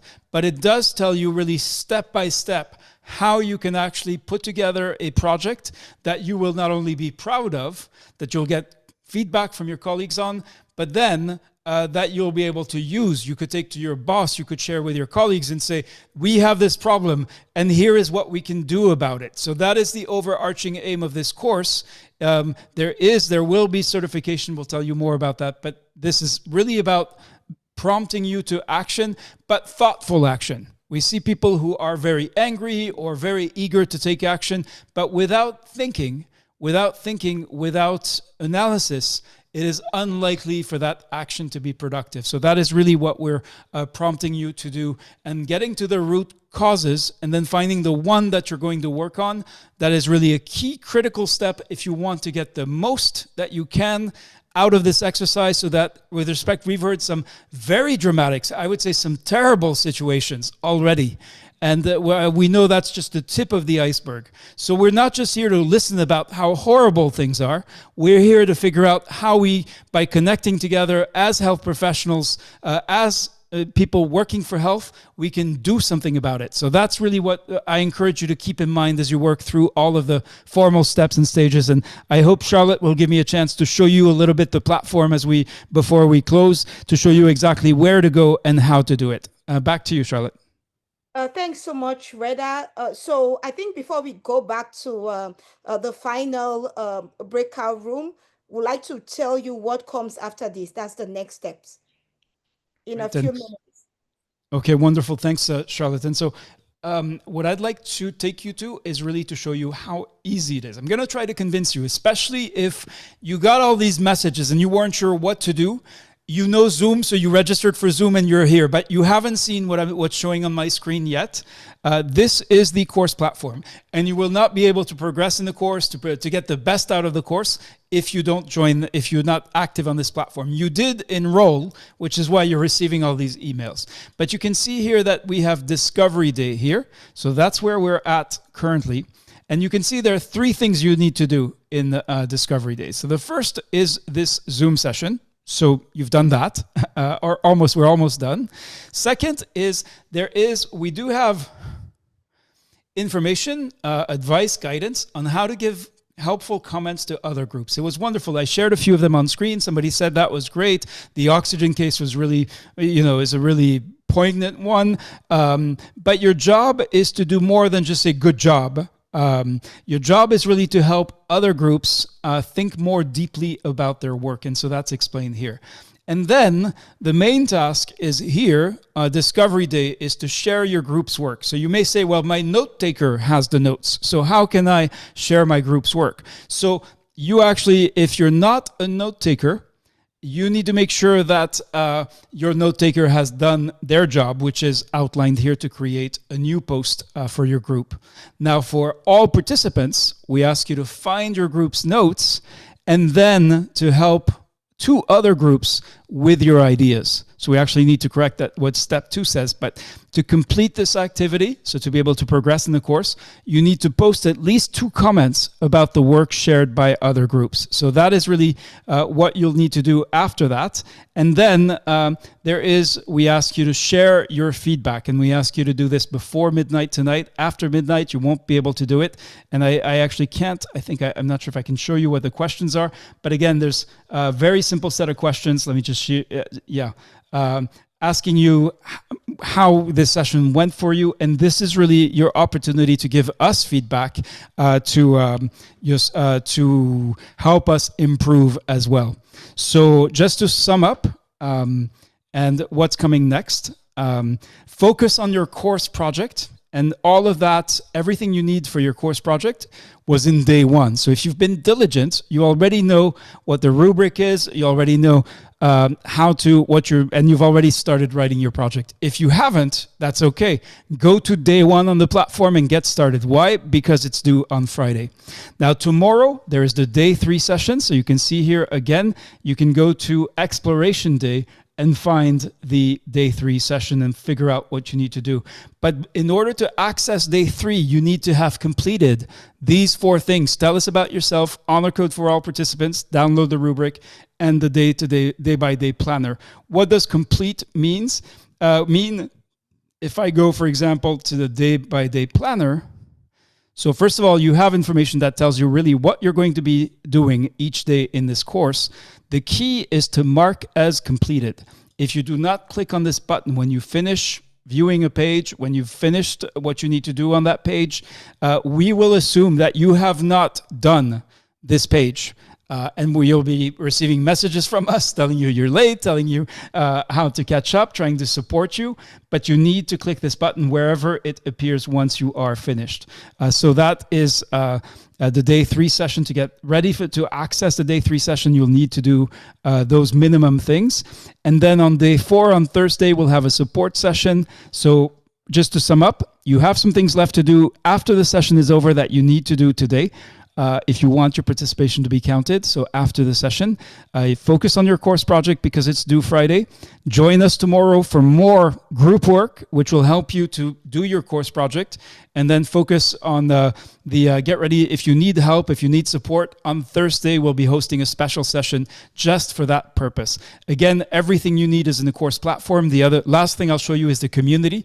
So if you go to the community for this course, this is where you can get support from your colleagues and support from the course team if your colleagues are unable to solve the problem or challenge that you're having. So there's very important information, and I encourage you to look at, I would say, every day at that information. Sorry to be a bit long, Charlotte. I hope I haven't broken the energy and the momentum in the room, but this is critical information that you need to be able to progress, and we want you to make it. We want to see you on day 16 with a successful project and with the motivation and the support that you need to make a difference. Over.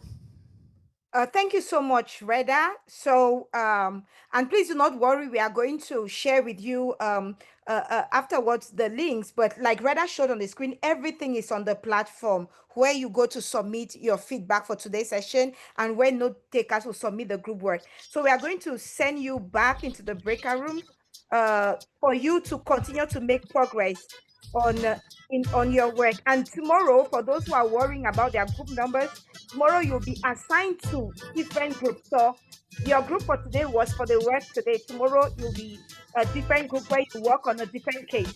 So see you in 20 minutes after the final.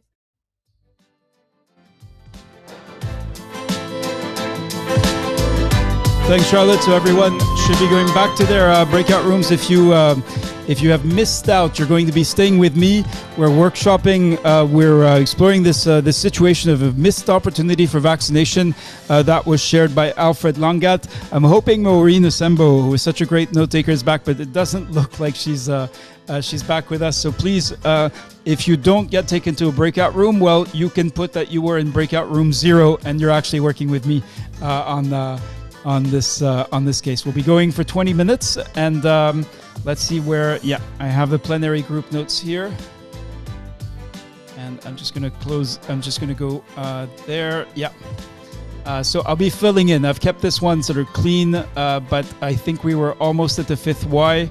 I'm going to ask Alfred to unmute. Alfred, I know you've done this already, but there are some new people who've joined us. Could you quickly sum up just the situation that you described?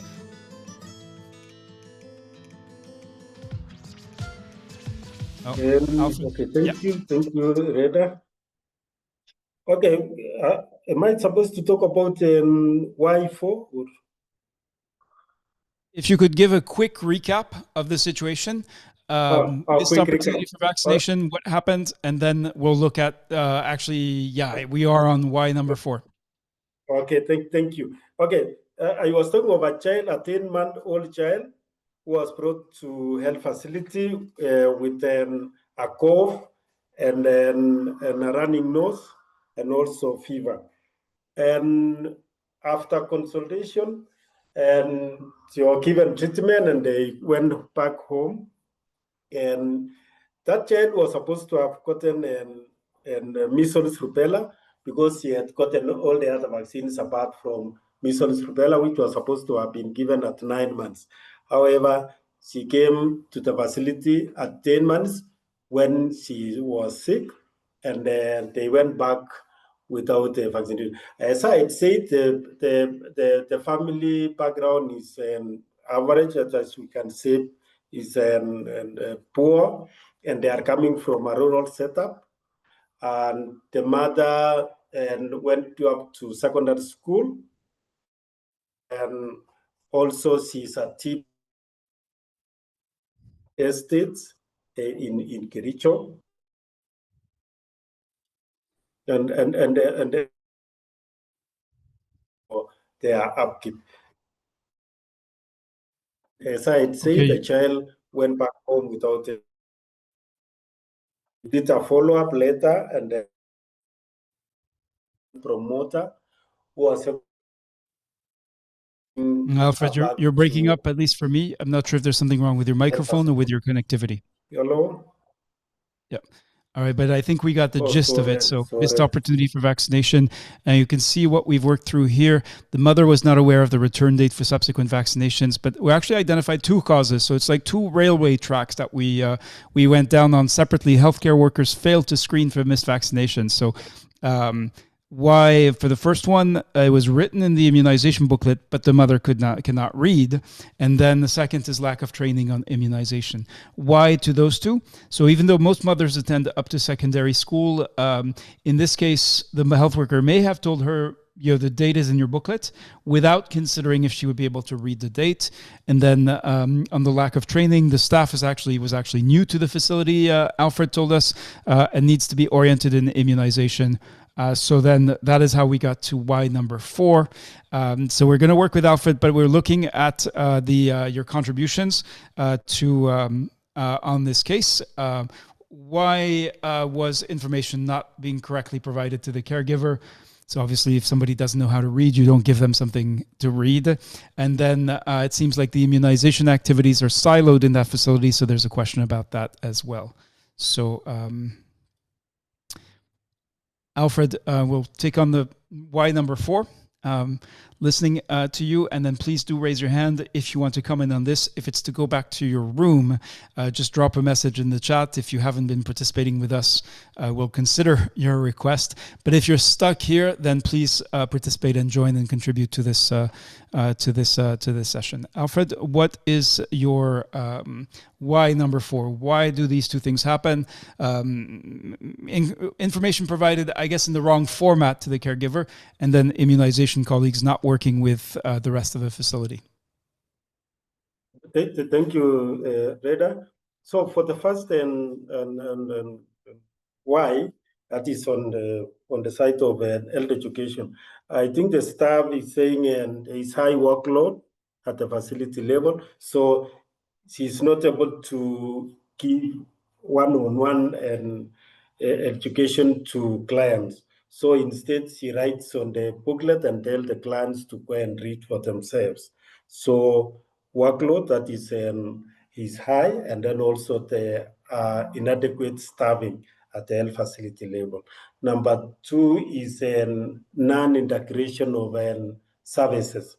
So we should provide services in an integrated way that such that in consultation and immunization should be integrated together, so that when a child is brought to health facility, the child should be screened for immunization status and then referred to the immunization clinic where the vaccination can be done. For the other question that is on the healthcare worker, as I said, is new. So I think it's lacking the training on how to screen for vaccination and also identify missed opportunities for vaccination. Okay, thank you very much. Olaide Oyelaja would like to speak, so your microphone is unmuted. We'd love to hear from you.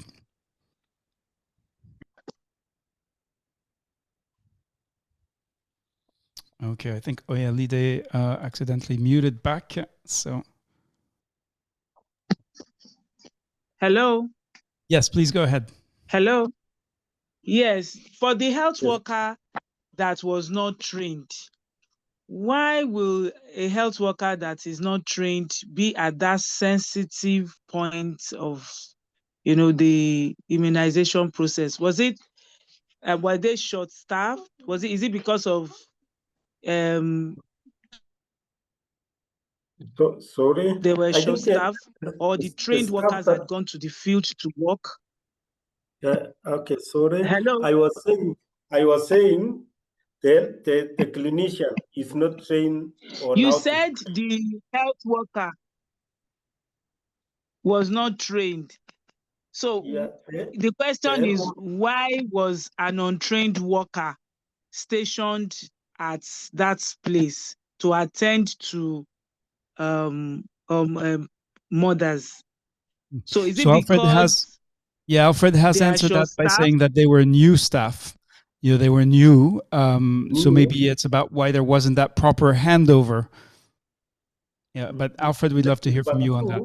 We have two rooms here. We have consultation room and immunization room. So the clinician who is in the consultation room was not able to screen for immunization status and then refer to immunization clinic.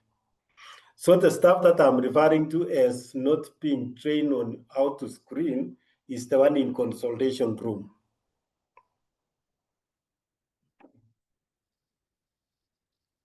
Yeah, that thanks. Olaide, I think is muted back. Okay, so then we only have a few minutes left. So I think we're almost to why number 5, but I hope this has been useful. What I want to focus on with you is actually then the other parts that we'll work on tomorrow, just to give you a look ahead. And also because in your course project, you will see that there are, the course project is very similar, except of course, each of you will have to write about your own situation, not Alfred's. So the task is really part 3 is critical because in some cases you may have blind spots, you may have your own biases, or you may be contributing intentionally or not to the inequity that you are concerned about. So really it's to discuss your own connection to a story like this. And for example, for Alfred, he said that he was doing his supportive supervision visits. So you could say, well, what about his power to anticipate a problem like this? How did that contribute? And then of course, the point of asking you about that is not to blame you. It's to help you think through, well, what can you do about it? So really, that's for part 3.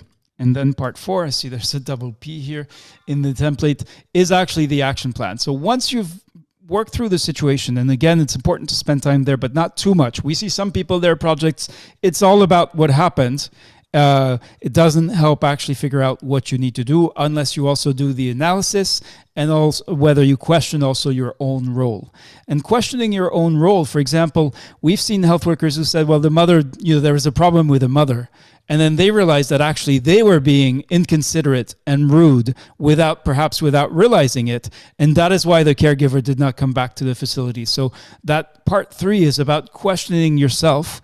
Part 4 is once you have done the first 3 parts, is then figuring out what can you do about it. And to list really the main goal, what do you want, what does success look like in this situation? So making sure that there are no more missed opportunities for vaccination in Alfred's case.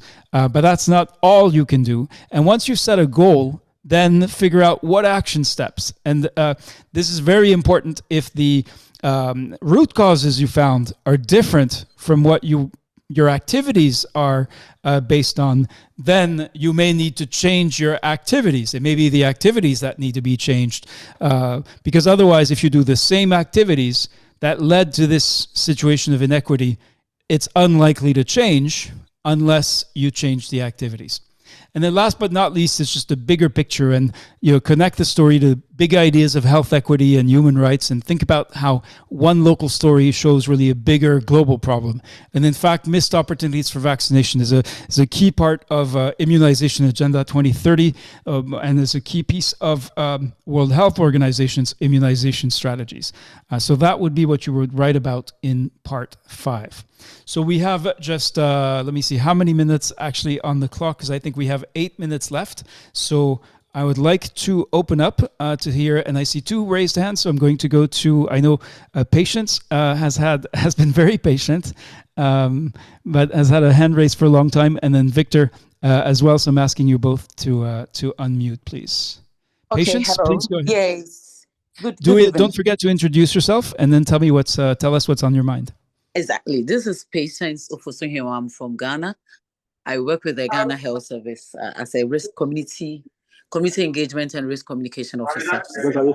Sorry, I couldn't join earlier because I had a tight meeting and I think I've lost a lot. I'm just following the conversations and then I think I'm enjoying it. Just that I just want to do acknowledgement because I haven't had enough I just joined about an hour ago.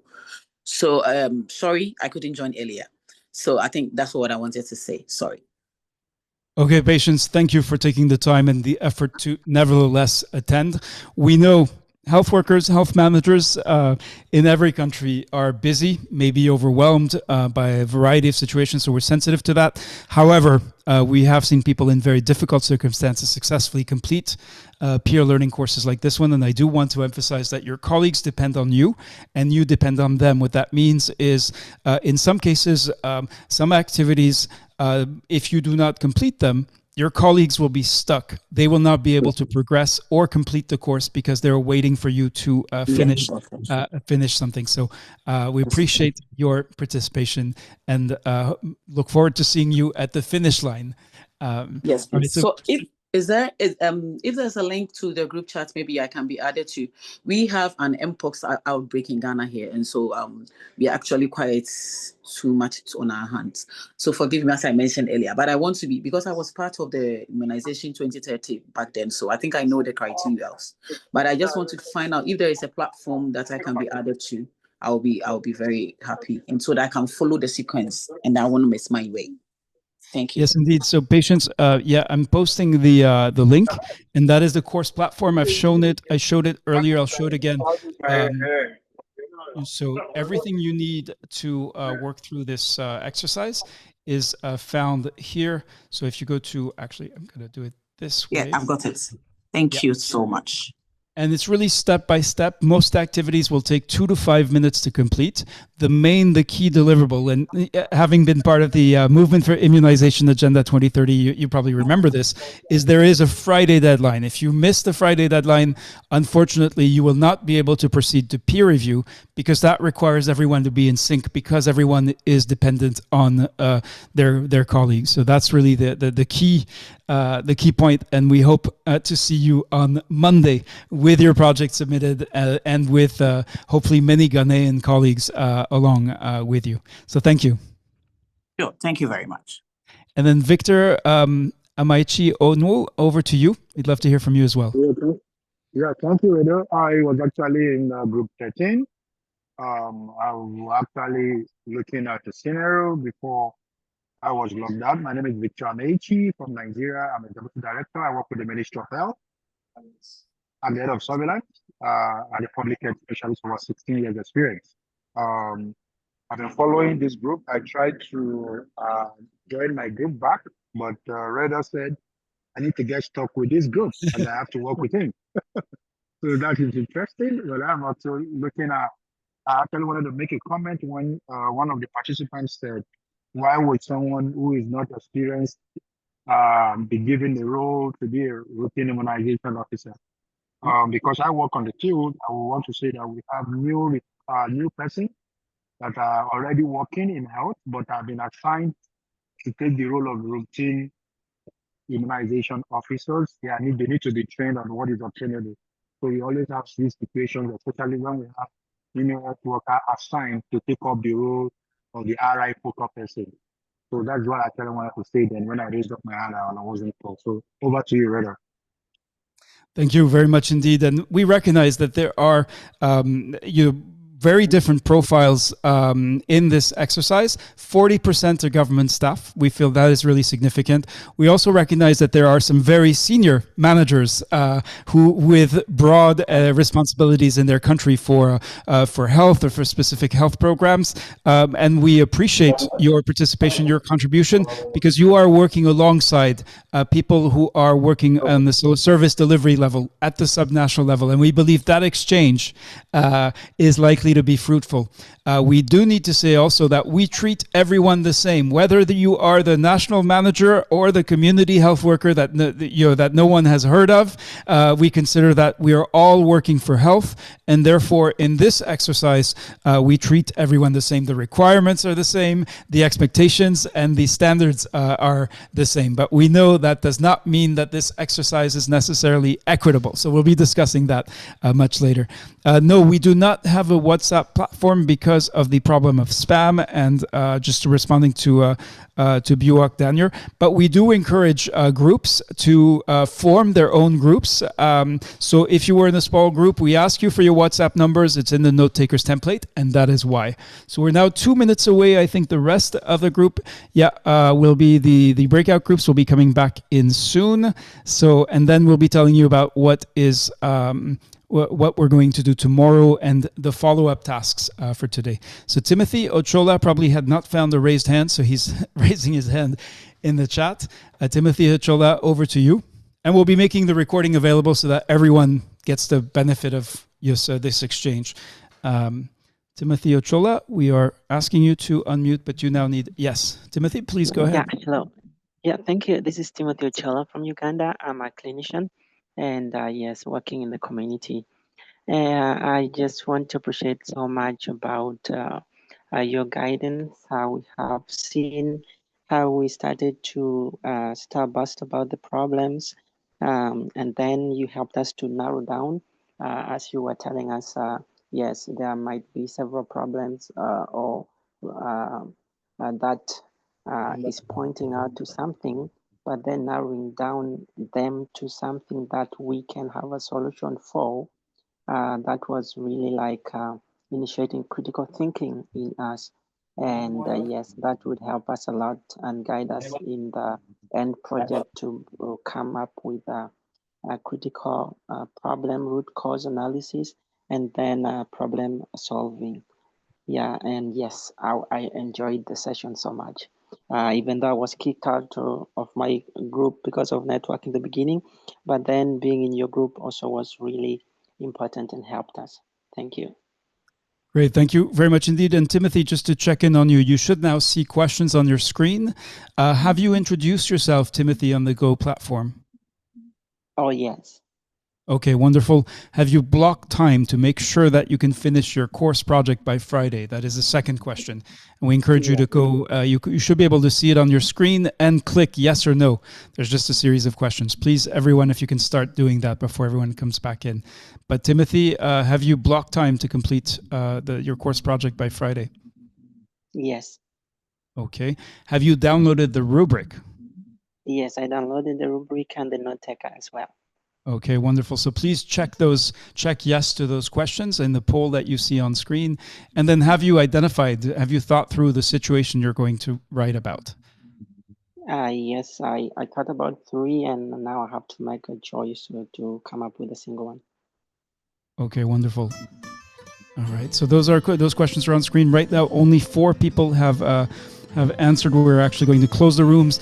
We are now over time. We apologize for this. In our sessions at the Geneva Learning Foundation, we do pride ourselves on maintaining Swiss punctuality.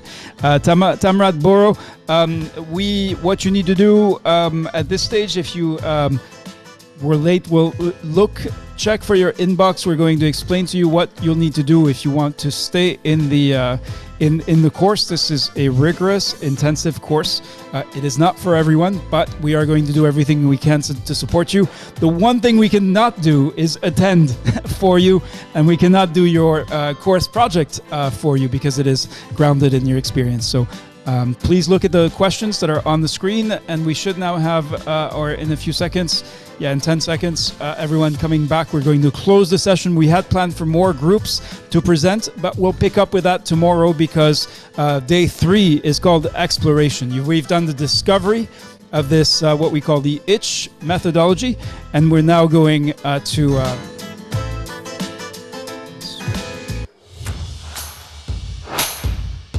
All right, everyone's coming back in. Welcome back.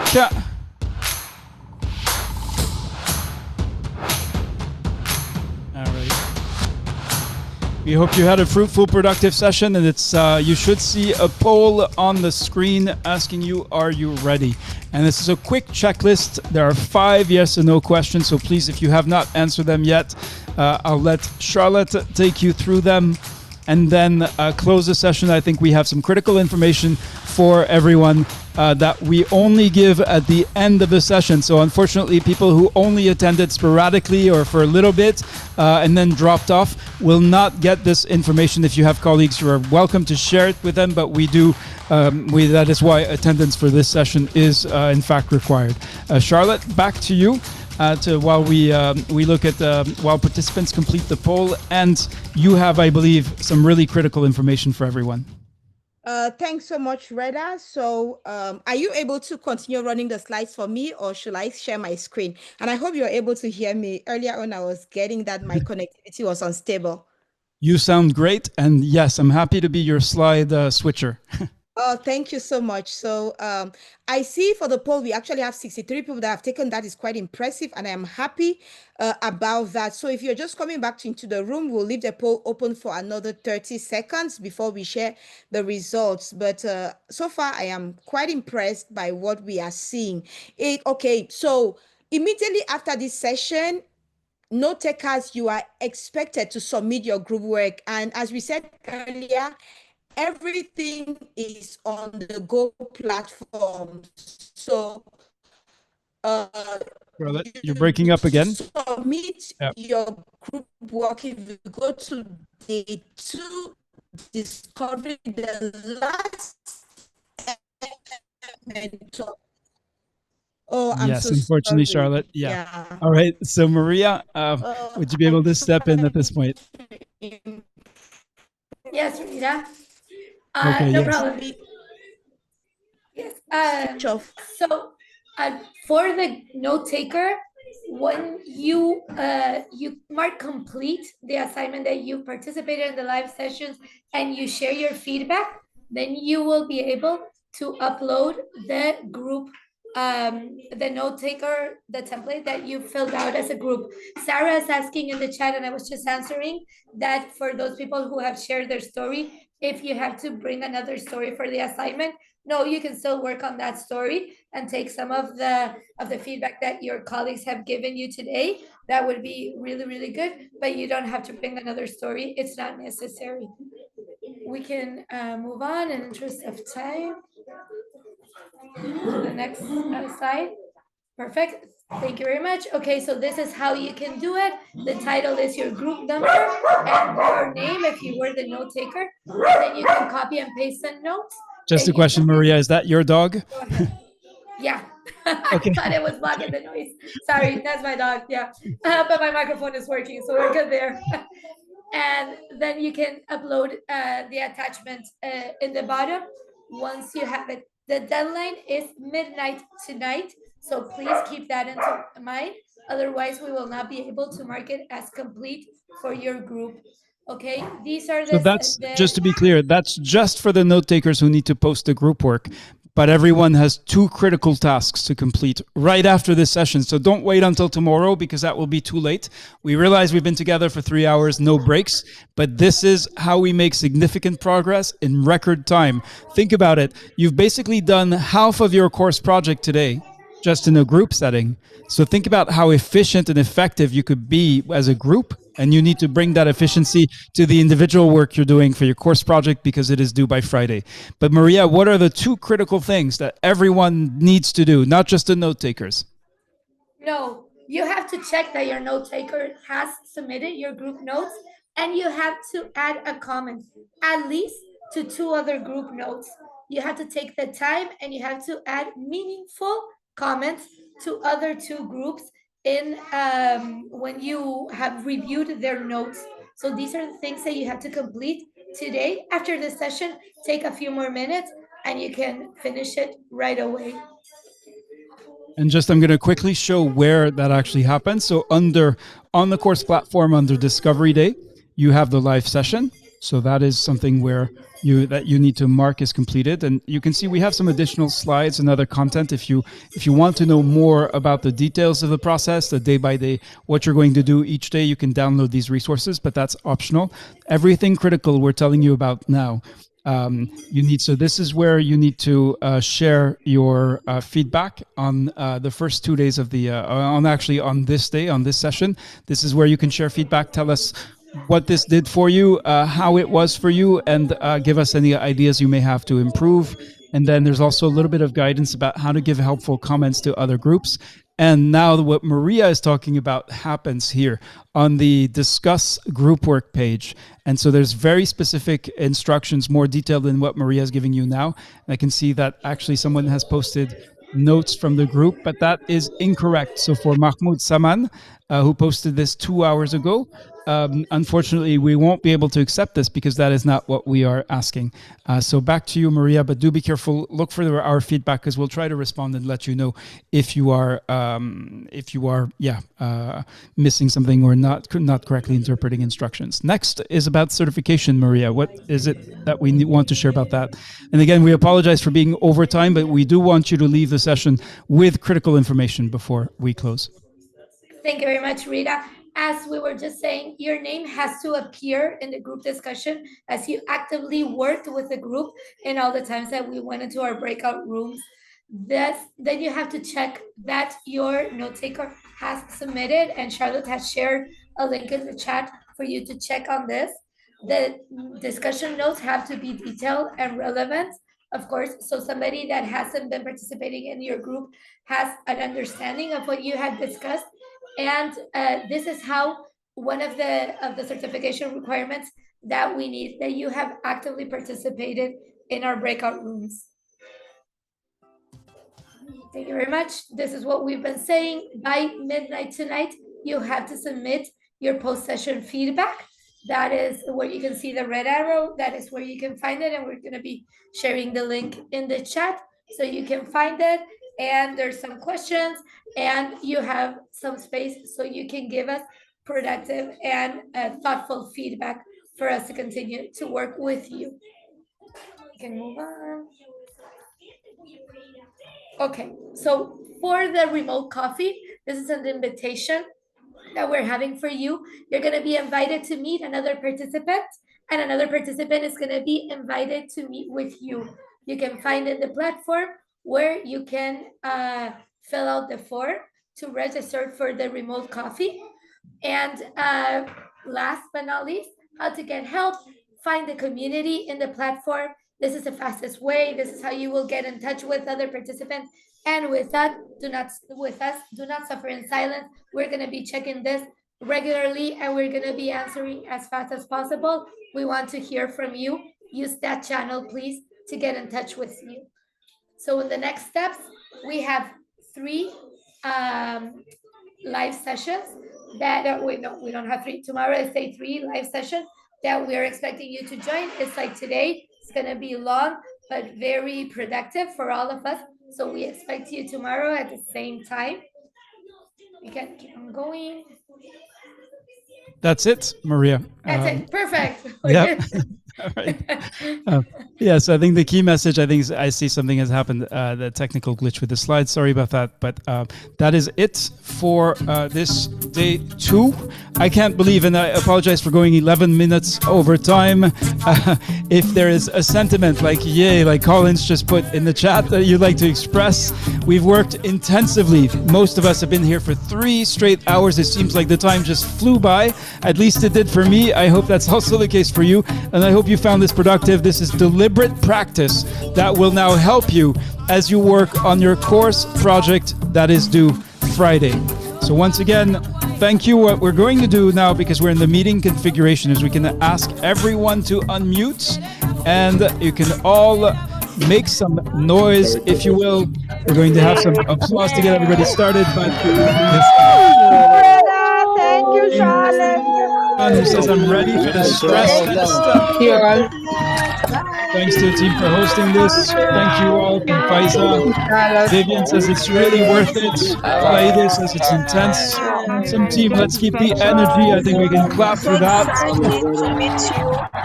Akhtar Mohammed, I hope you enjoyed the human connections today and beginning to feel what we mean by a community. And we all have families, we all know, we all experience community, but this is community for health, for the benefit of our own families and others. Trying to keep up with all the messages. This is wonderful. Thank you. Okay, one more call for everyone to unmute so we can hear your real voices. So if you haven't spoken today, this is your chance. Bye.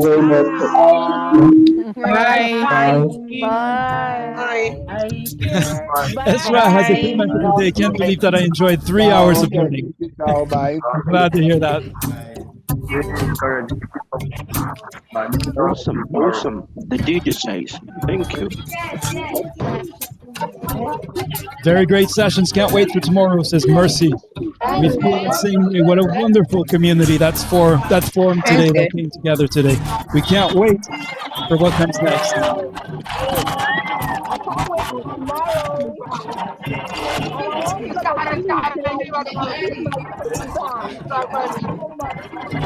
Thank you. Bye, everyone. Love you all.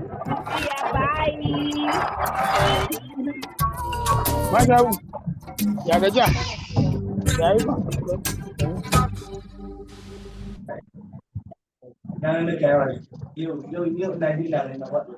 Bye.